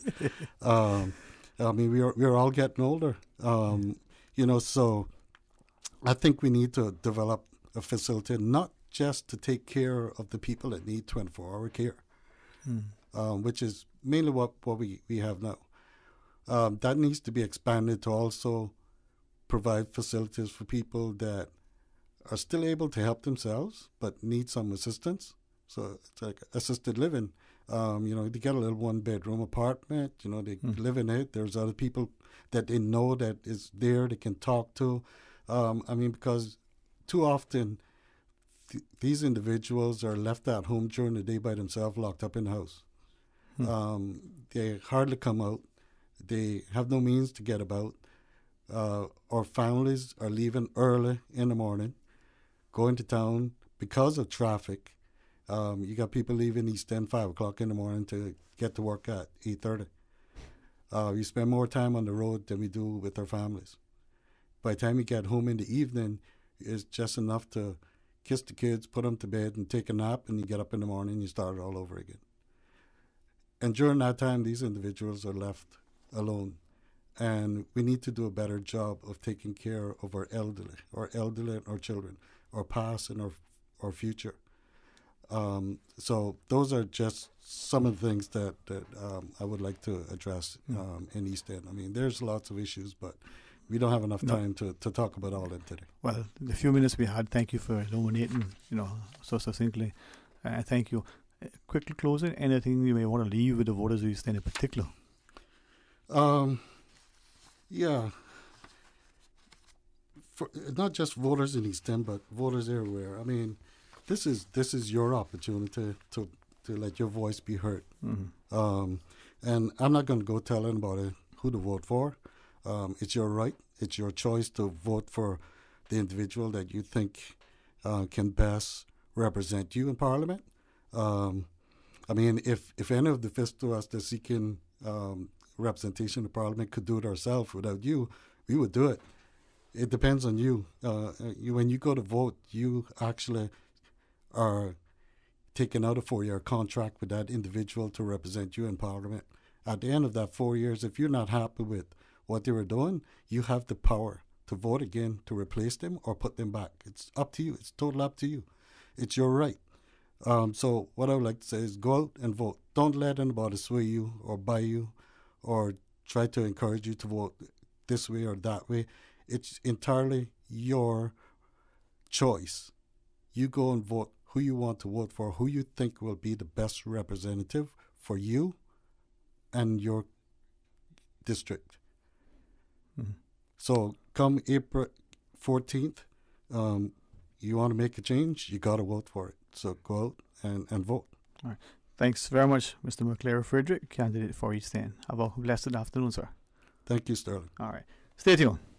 Now you'll never have to choose between two desserts at Subway. The new caramel brownie cookie is 2 treats in 1. Imagine sweet, gooey caramel with decadent chocolate chunks baked in brownie-flavored dough and topped with a light drizzle of caramel icing. And you have the new caramel brownie cookie, available at Subway. Complete your Subway sandwich, pizza, or salad with the delicious caramel brownie cookie or any other cookie flavor and dessert. Available at all Subway locations. Subway, eat fresh. The Cayman Islands Chamber of Commerce Pension Plan. We're here for you. Are you aware of the performance of your pension plan? The Chamber of Commerce Pension Plan provides quarterly fund fact sheets for our members to stay informed with the plan's performance. For the year ended August 31st, various life cycle funds provided returns between 9.2% and 16.5%, and our all-in expense ratio is currently the lowest it's ever been, a record low at 0.72%. Visit chamberpension.ky to review our fund fact sheets. You can see the performance as far back as 10 years. Remember that pensions are a longer-term investment strategy. Focus on the long term rather than the short-term returns. The Cayman Islands Chamber of Commerce Pension Plan continues to perform for you. This Thursday, the 18th of March, meet your Georgetown progressive candidates at the Old Eden Center on Walker's Road. Join our political leader, Roy McTaggart, Georgetown East, Barbara Connolly, Georgetown South, and David White, Georgetown West, to hear their plans for a stronger, safer future for you and your family. This Thursday, the 18th of March, from 7:30 p.m. at the Old Eden Center on Walker's Road. Vote for a stronger, safer future. Vote for Roy McTaggart, Barbara Connolly, and David White. This is a paid advertisement by the Progressives. Tune into tonight's meeting with the Progressives, 8 to 10 p.m. right here on Radio Cayman. I'm looking for a new pizza joint with that perfect crust. My car needs a bit of a tune-up, and my pregnant wife needs something from the pharmacy. So I turned to the printed yellow directory, and in an instant, the pizzas are ordered, the oil change is booked, and the thing that I'm not allowed to say out loud has been purchased for my wife. Problem solved. When you need something quick, do yourself a favor. Flip through the printed yellow directory. Stop searching, start finding. Yellow, we know local. April 14th, 2021 is Election Day in the Cayman Islands. Running for political office is no easy feat. You need to be everywhere, all of the time. Now is the time to get your important messages out to the voting public. Radio Cayman, the voice of the Cayman Islands, has always been there. Whether you want to get your political commercials or infomercials on air, make in-house studio appearances, or have your district meetings broadcast live to the listening audience. Set a time today to meet with one of our knowledgeable Radio Cayman sales account executives who have their fingers on the pulse of the community. Call them today on 949-7799 or email rcsales@gov.ky. Radio Cayman, we've been in the community for just about 45 years. That means something. Talk today. But I do have some questions. Talk today. Cayman Islands' foremost listeners participation program. Talk today. Because there are more questions than answers. What the public is saying. Waiting to take your calls right now. Sterling Dwayne Ebanks. Hey, good afternoon and welcome back, and thanks again for joining us. And in the studio now, candidate for Bordentown East, former health minister, avid footballer. Some would even say he was handsome at one time. Mr. Osborne Borden. My friend, good afternoon, man. Good to see you. Good afternoon, Dwayne. It's been a while. I was just telling you that we haven't got together in the studio. Been a long time. It's good to be here. I want to say a pleasant good afternoon to all our listeners and viewers. It's good to be here on Radio Cayman again. It's like home, huh? Yeah, it feels comfortable. Almost like sitting somewhere in Bordentown. Back in the saddle again. Yeah. Well, thank you for giving us a few minutes of your time. Not only to speak to the country, but to the voters in your respective constituency. Tell us about your platform, your agenda, your plans and programs. Okay, well, we have a very short show, so let's Let's say it quick. I'm a part of the Community Creates Country team, along with Wayne Panton and Heather Borden. As you know, Wayne and I were colleagues in the cabinet in the last government, and we're also good friends. And him and I and Heather had a long relationship now because she worked for us in the office when we were ministers. And after we decided, once we decided, I should say, to really make a go of this, after seeing everything post-COVID and discussions him and I had, and I said, give me until early January, folks, and I will let you know. And even Wayne was undecided for a long time. But once we decided then to really move forward, we haven't looked back. We've been working hard. We feel that there's a real need for a pro-Caymanian approach. I know Kenneth Bryan from town calls it Caymanian first, or Cayman first, and I have to agree with that because that's what's brought me back into the arena.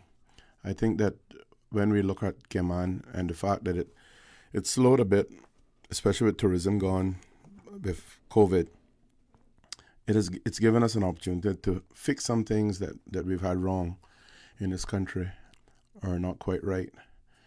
We have a Cayman Islands doing that we've developed and has a lot of money, has a great economy, but our people have been left behind in large part.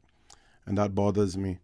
That bothers me to have to deal with so many people that need a help with some food, so many people that can't find work, that are often qualified for jobs, so many people that can't get a home because they're on a 400 persons waiting list with the National Housing Development Trust.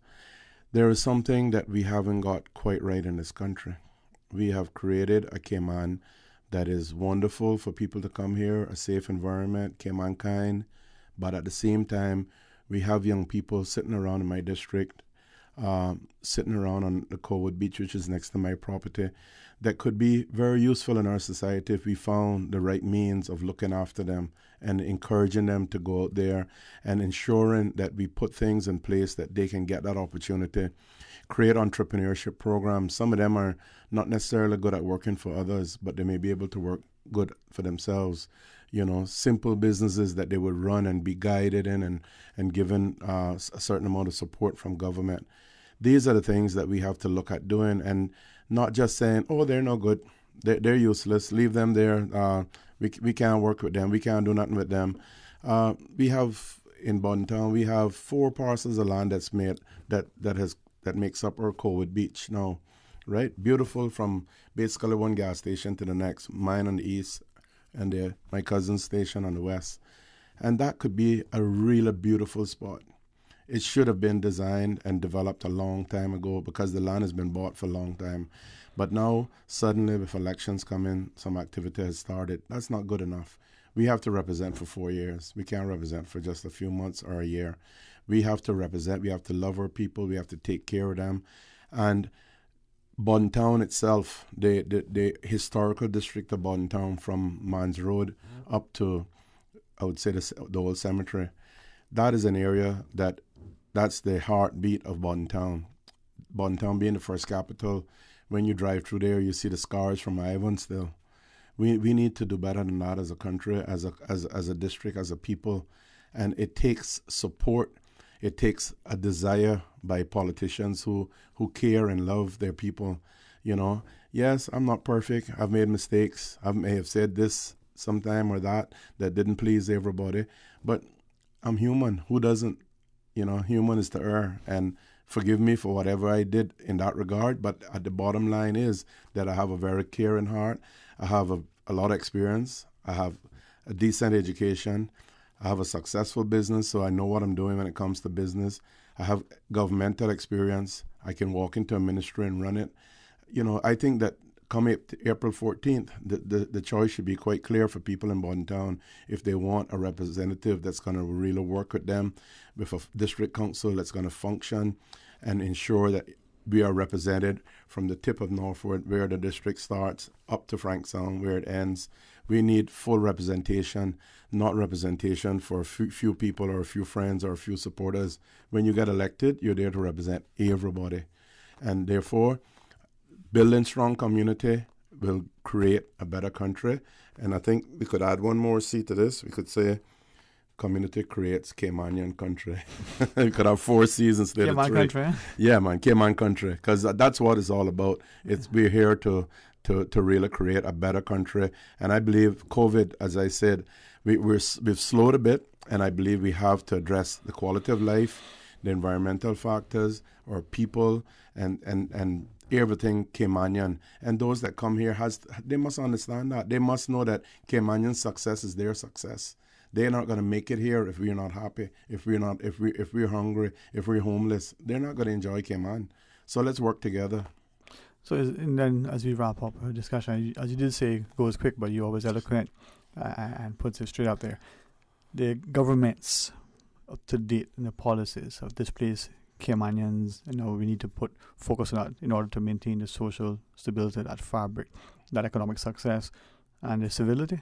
Absolutely. I think we've gone the wrong way. We're putting more and more people on the needs assessment unit and taking care of them from a hand-up perspective, but not enough effort into giving people an opportunity, a real opportunity to make a difference in their own country.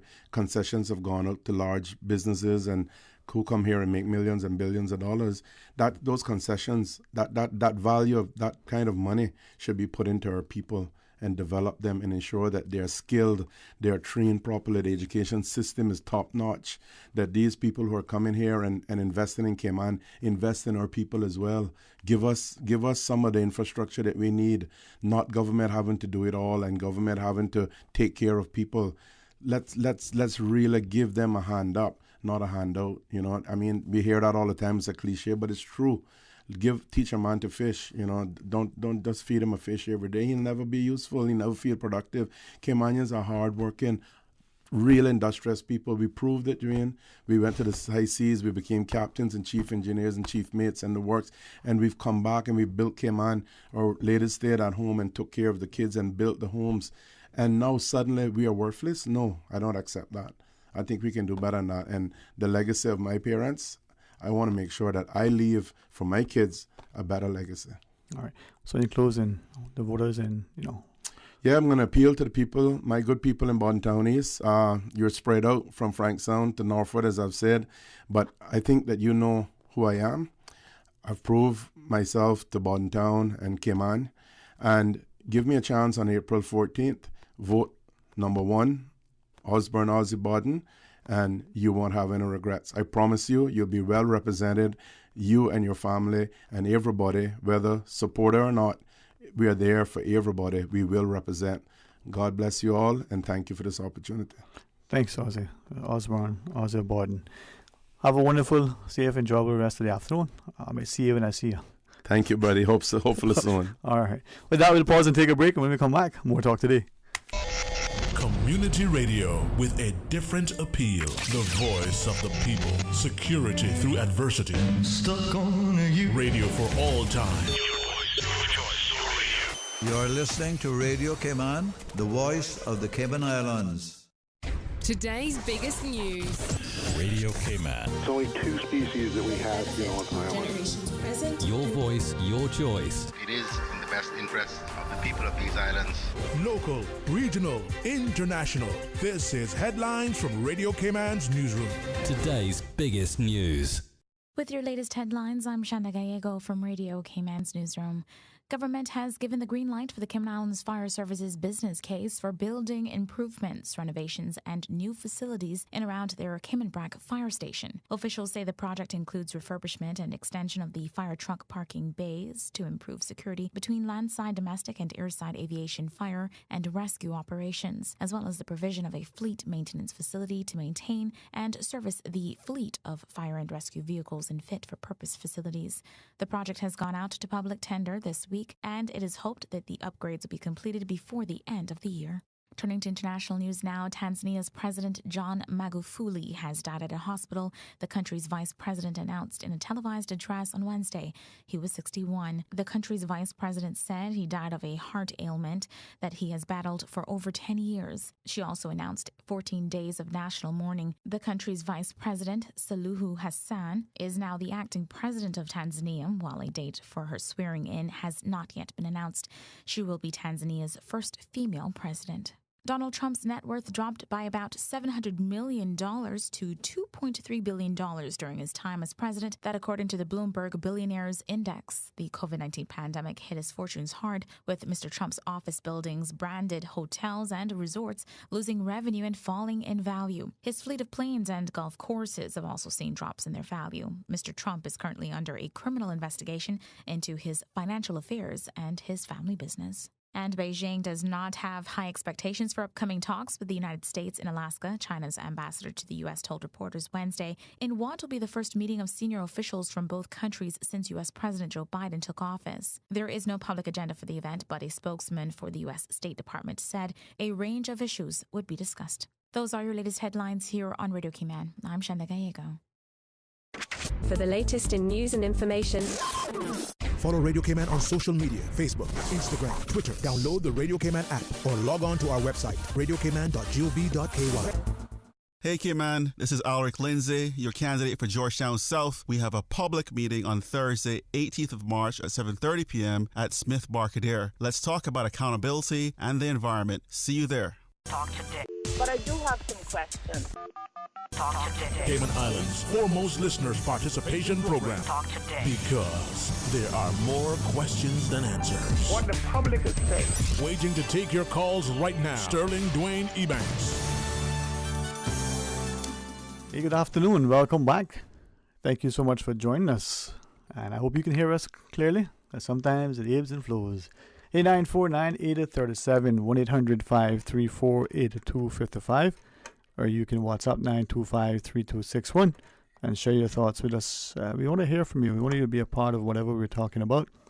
And in particular, given that it is, a general election just around the corner on the 14th of April. It's a good day. It's a good day. It started before, even better. 949-8037, 1-800-534-8255. Whether it's March 8th or, April, it's always a good day if we are a part of it and making it productive. Now, we were talking earlier, during the open line segment, we had a couple of political candidates join us in the studio, and we're grateful that we can, through this medium, get perspective so that our listeners can be informed. So as we have open line for the remainder of the show, give us a shout and share your thoughts with us. I want to share with you a WhatsApp that came in, and respectfully, we were unable to read it as we had intended. Let's perhaps share that now. It was a caller who, referenced something earlier, I guess, at the top of the hour from the civil service, speaking about, the whole idea of traffic and the car-free week. And concerning traffic, so the guest nailed it when she said, we have reached our peak.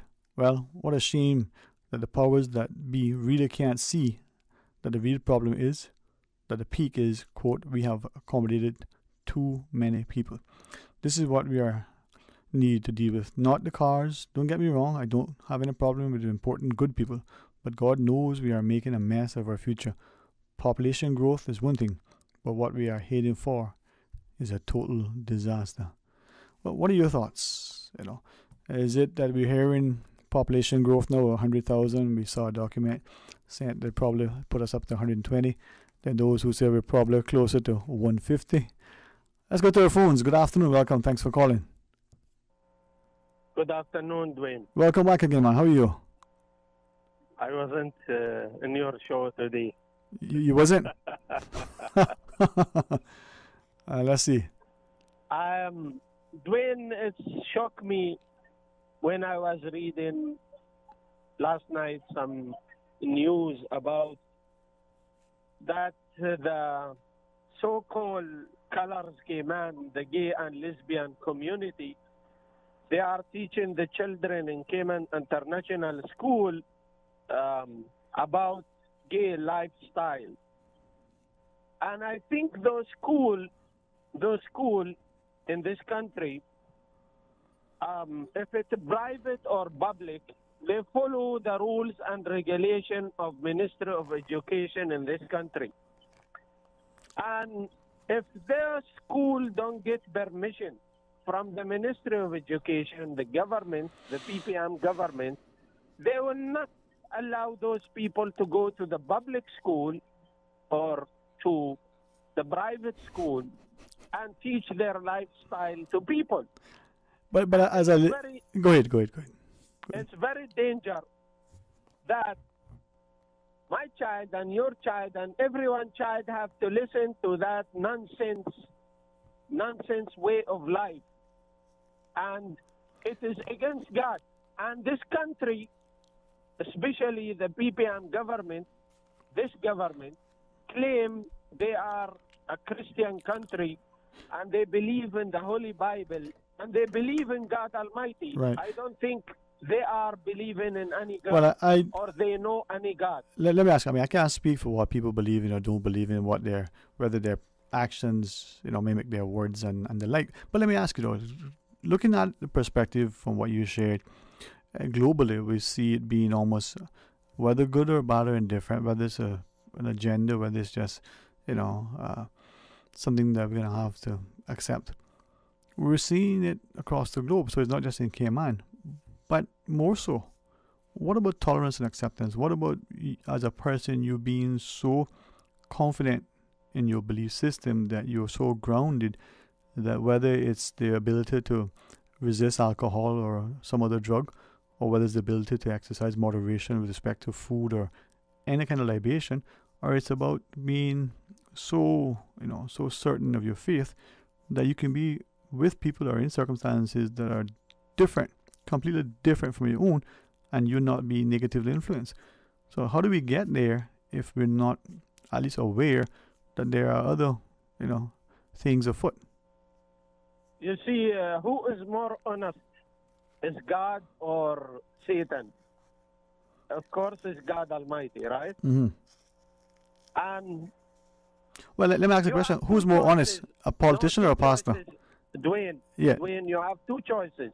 Mm. To follow God Almighty and do what is God Almighty say. Mm-hmm. And God Almighty never been tolerant for the gay lifestyle as the PPM party doing for the people of this country. But do you think the Almighty God is also tolerant or even requiring people to be intolerant of people with a different lifestyle, or even commanding them to go out and do some injustice against people who have different views or lifestyles? No, I don't support violence against anyone. No, I didn't say you did. Or not gay. I'm Right. not supporting violence. No. But I was saying this. Speaking about accepting or not accepting. Right. We are not accepting for our children to be taught in schools, and this is the responsibility of those people in government, the PPM government, this government. So what do we do about that then? What do we do about that? We have to vote them out. Vote out every member of this government, including Isaac Miller, who vote yes for gay marriage in this country. We need to vote them out.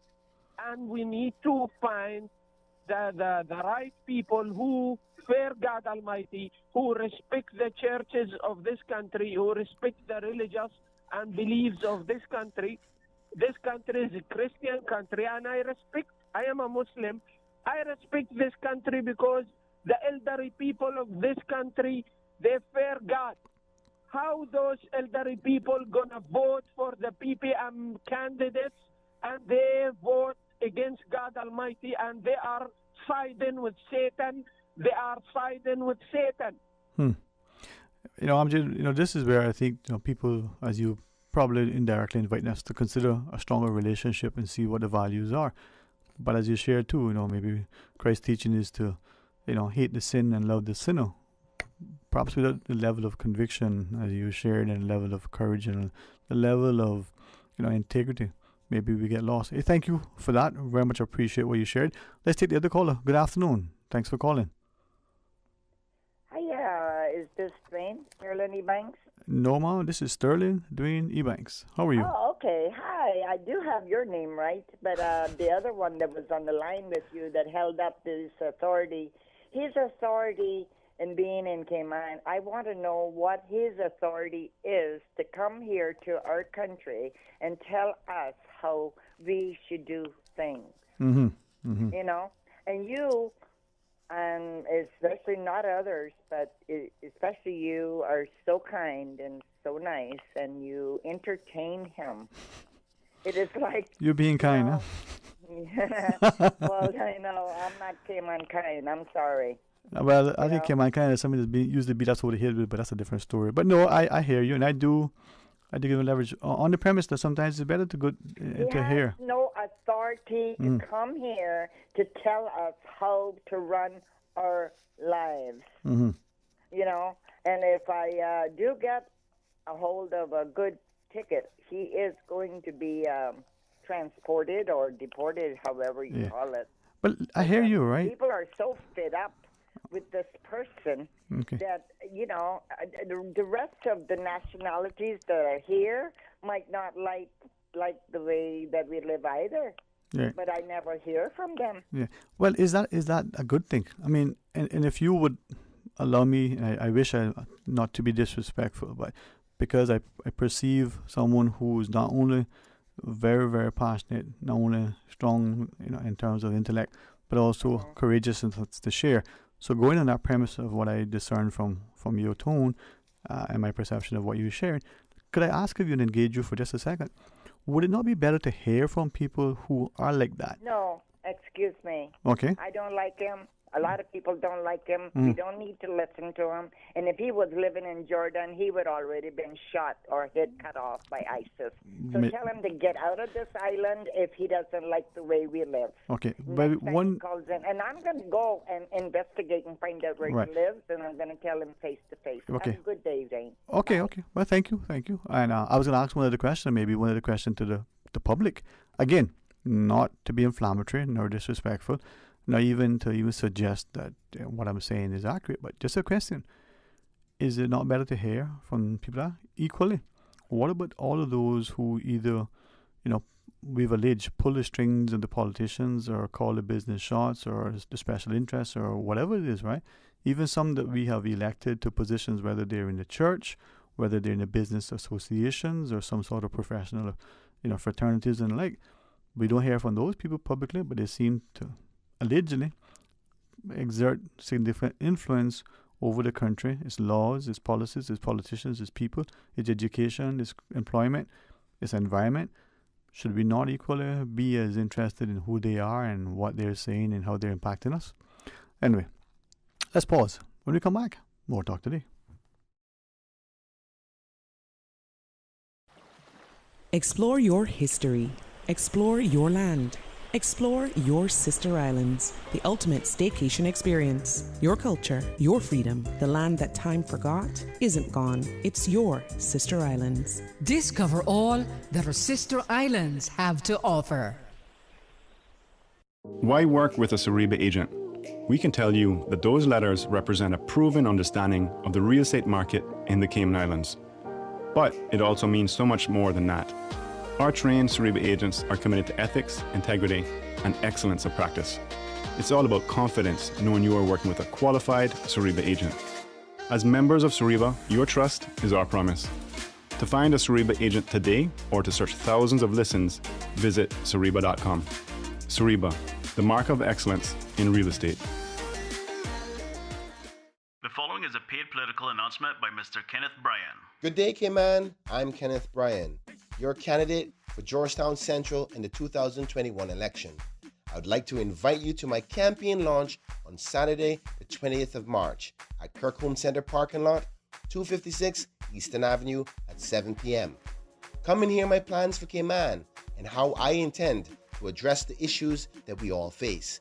I look forward to seeing you, and remember to bring a friend because this meeting is for everyone. The proceeding was a political paid announcement by Mr. Kenneth Bryan. That thing we've been saying for 64 years? Ignore it. Eat the KFC wings, drink the KFC gravy, fill up on fries. Just please forget the thing we normally suggest. You know, that thing you used to do with your tongue after finishing a delicious piece of our KFC chicken. We get it. It's not easy. There's a reason why it's been our slogan for over half a century. But the world's drastically changed of late, and as soon as we can embrace the change, the sooner we can all get back to doing what we do best. KFC. It's good. Making a dent in traffic congestion is everyone's responsibility. This March 22nd to the 26th, join your community for Car Free Week, a countrywide initiative by the Ministry of Commerce, Planning and Infrastructure. Carpooling, cycling, public transport. Join a park and ride program. Or perhaps working from home. Your boss will understand. Visit energy.gov.ky for more information for park and ride options. Take the Car Free Pledge and enter into the raffle. Traffic may stand still, but the Car Free movement is moving ahead. Join your community. Take the pledge March 22nd to the 26th.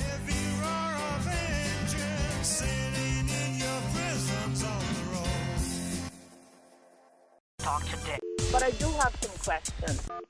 Talk today. Cayman Islands' foremost listeners participation program. Talk today. Because there are more questions than answers. What the public is saying. Waiting to take your calls right now. Sterling Dwayne Ebanks. Hey, good afternoon. Welcome back. Thanks for calling. It is open line. We got a number of calls. Let's take them all. Hey, welcome. Thank you for calling. Sterling Dwayne. Afternoon, my friend. How are you? Okay, man. Good. You see, those two individuals demonstrate the kind of frustration and anger that comes from both sides of that particular issue. And the woman is right that you are tolerating the individual. But what's being missing from this conversation is we usually teach sex education in school, but I don't want my child or children exposed to that. Likewise, I hear what you're saying, yeah. Sex education, I would opt out my child and children from that. I don't want them to be subject to that, nor do I want them to feel insecure or threatened by these people who are different. The lady was saying some serious things there, and I mean this is encroaching on the man's security. You know, these people have been in our community and we haven't devoured them, and we haven't not put them out that they are perishing. But now that you're trying to coerce it away that we should, or our children should accept this, or you got banned up, or all of this kind of different. Well, we're bringing a whole different level to this thing now. Yeah, man. It's that's what that discussion demonstrated to me. I once had my account attempted to be hacked after disagreeing with people like that. You know, and it's like, well, who's going to be defending me if someone like that comes at me? And it's so one-sided now that you have to agree with this lifestyle. It's like, you know, no, not everybody is going to, and you can't try to harm them if they do. All right, Sterling. It's pretty hot out there, and I don't think we need any more heat. Yeah, man. Hey, thanks for the voice of reason, all right? Appreciate it. All right, let's take the other caller. Good afternoon. Welcome. Thanks for calling. Yes, sir. Sterling Dwayne, number one, you Kingston. Good afternoon, sir. How are you? I'm listening to you. Thank you very much, sir. On all your calls. Thank you. And I'm going to tell you this, you can cut me off if you want, but I agree with that, George. 100% tough luck to that lady. She don't like what I say. But I said it, not you. We don't need those things in our school. Take them out. And even if the governor come up with it, send him back where he come from. We don't want it. Those things are not made for you. What the man talk about, the Bible is true. That's what heck happened to Sodom and Gomorrah out in Port Royal, Jamaica. I'm looking to hear Cayman do Cayman. I'll think in a minute. If I can ask you, and forgive me, I don't wish to be disrespectful, right? I mean, face-to-face conversation is one thing. If you share his agreement and is in agreement with what he said, that we need to vote out all those who supported it. No, okay? I'm talking about teaching the other thing in the school. No, I understand. And then he also said, well, because of that, then the government of the day. How do we reconcile then? I mean, you've answered the question indirectly, but the politicians will be faced with a position where they either propose something that they personally agree with or may support something that they may have, misgivings about. Well, I say you're going to soon have new politicians, and when they come, they can make new rules and don't put that thing in the school. Take it out. Yes, sir. Don't matter whether England say yes or not. Tell England we don't drink tea. We drink coffee down here, and we drink Milo. There you go. And many times we drink Pepsi too and can't find nothing else. Well, I like some lemongrass and ginger myself, but that's just my thought. Tell me now, and I'm going to tell you what. I think you do a bloody good job on that show, okay? I thank you, sir. It's, and if that offended you, well, I'm sorry, but I'm telling you plain and straight. No. You give everybody the right to speak. I appreciate it, and I appreciate the challenging but environment in which we live. But thank you for the compliment, sir, and for the encouragement and the prayers. Well, I say keep it up because you're doing a good job, and I'm not talking halfway. That's one thing that kept says to me. If I've got something, I'm going to tell you. I could be standing from the field. No, sir. You say it straight up, man. Thank you, sir. All right, you all have a good day and keep it Cayman going. Right. God bless. God bless. All right, let's take another call. Welcome. Good afternoon. Hello. Good afternoon. Yes, good afternoon. How are you today? I'm well, thank you, sir.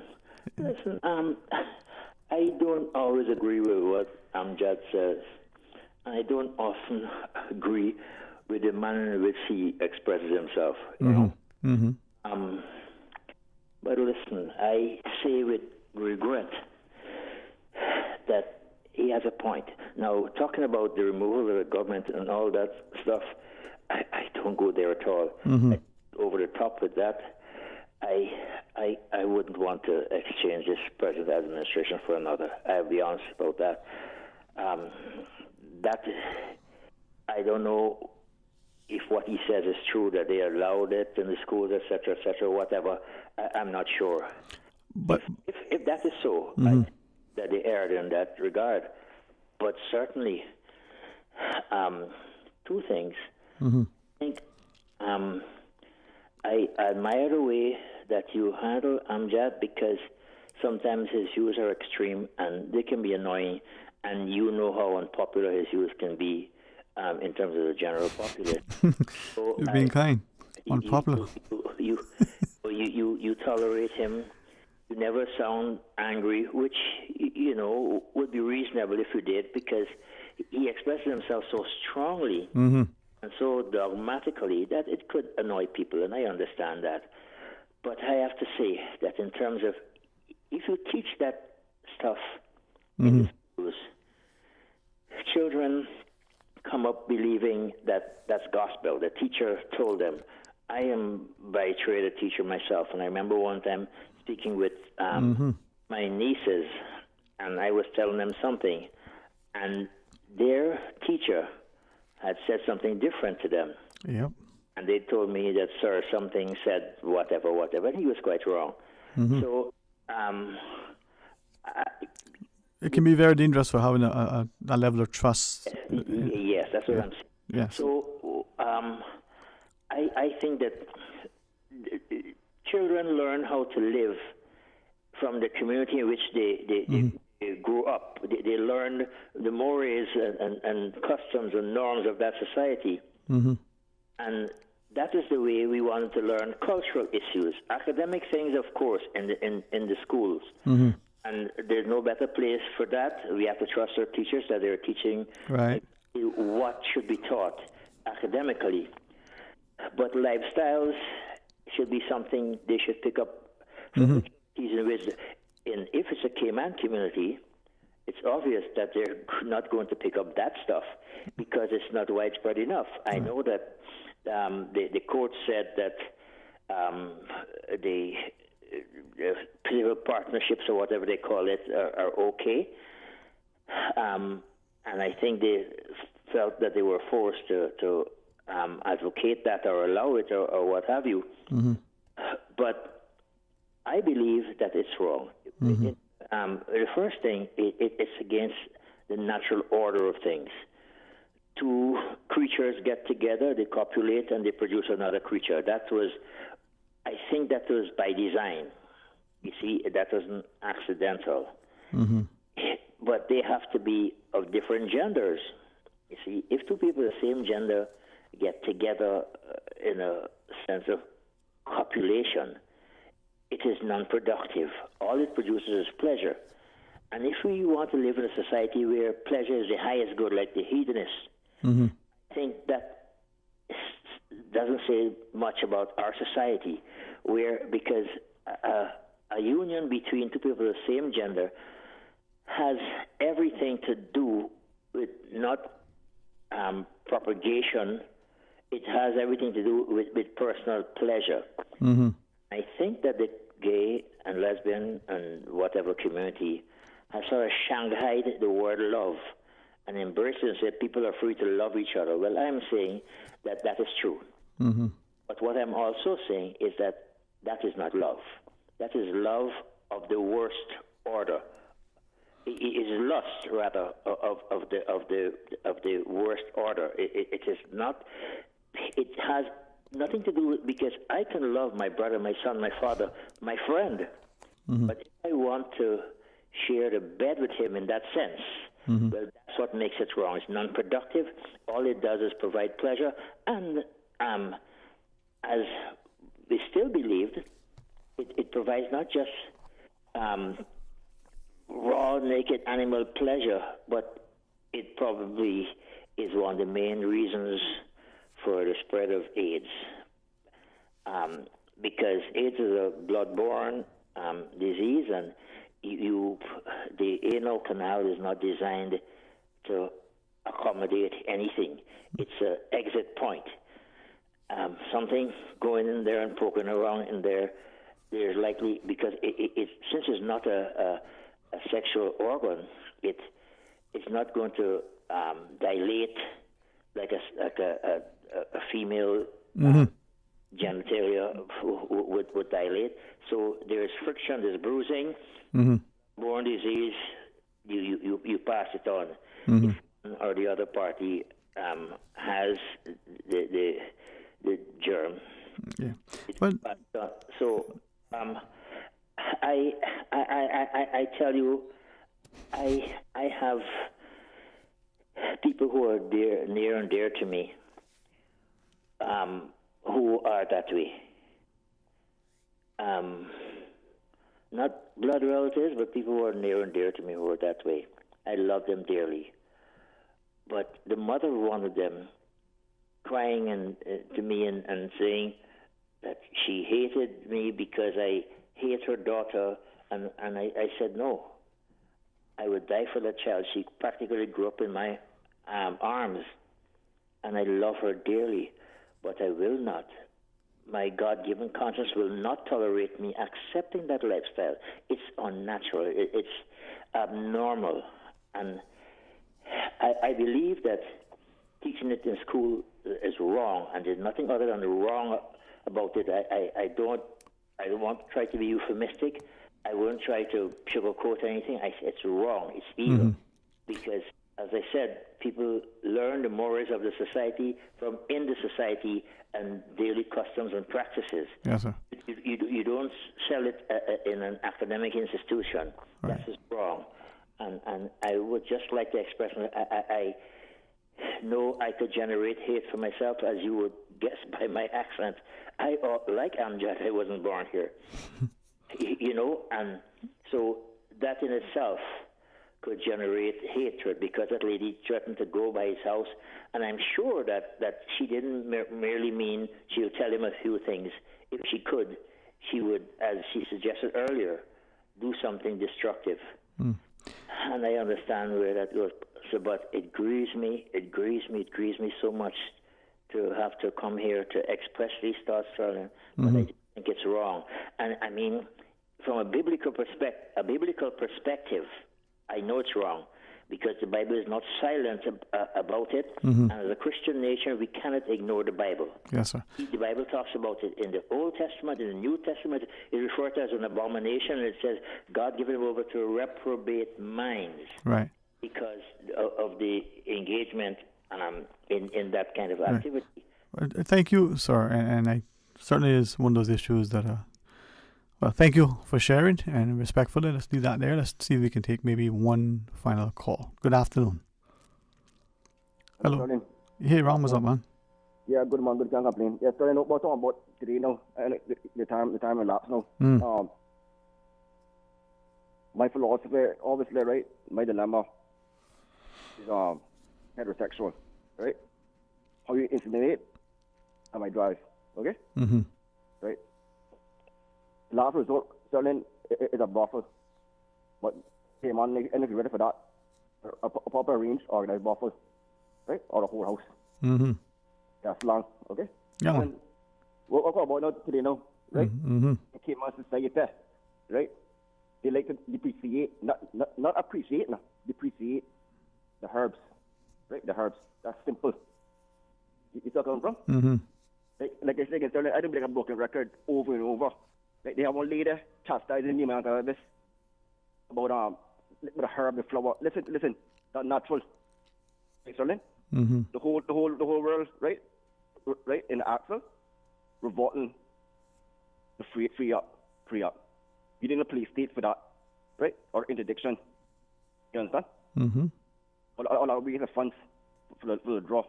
Right? A couple of years ago, when narcotics missing, or CPS, that blew out of proportion. You hear nothing about that? Is that coming from? The Central Police lockup, you're talking about that time? Okay. When narcotics missing, yeah. Mm-hmm. Right? The CCTV, Mm-hmm. they close that, and the gate open up. The goods gone. Probably in a yacht, I don't know, who cares? That's gone out of it. Okay? Mm-hmm. So, the point I make now, so then, like, see, like, you know, election time, it's still a season. I'm not still there. Yeah? I'm sober now. I'm working. I'm sober. Okay? Mm-hmm. And people in society, they have their wine, despite what caliber they're working, or white collar job, blue collar job. You know, is that come from? Mm-hmm. And alcohol, the more dangerous, more dangerous being, right? To roast the liver, right? Impaired reaction. I know how you go. Okay? Mm-hmm. Okay, so but the point I make now, came on now, you need to compromise with this herb thing. We didn't do that. Yeah, man. For years now, we going on the corner with it. So for years, right? You find a seed in the car get impounded, confiscated. Right? That back in days. You see where I come from? You see how far I come from? Mm-hmm. Mm-hmm. In Mexico now, you know Mexico is, right? In Mexico, look into the herbs now. That with the borderline, when you want Trump fiasco with the war and stuff, mm-hmm. right?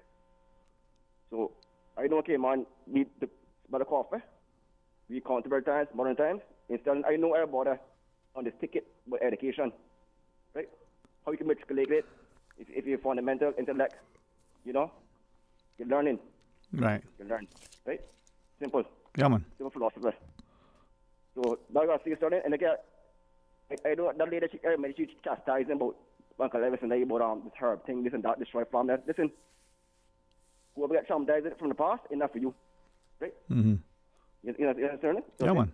Yeah, man. Buying drinking, enough for a body, right? Where come from? Gotcha. Enough for buying drinking. So you know what's the face like, bro? Yeah, man. Right? And I can't wait to the 14th come next month. We see who rise or who fall down. Okay? Yeah. So now good day.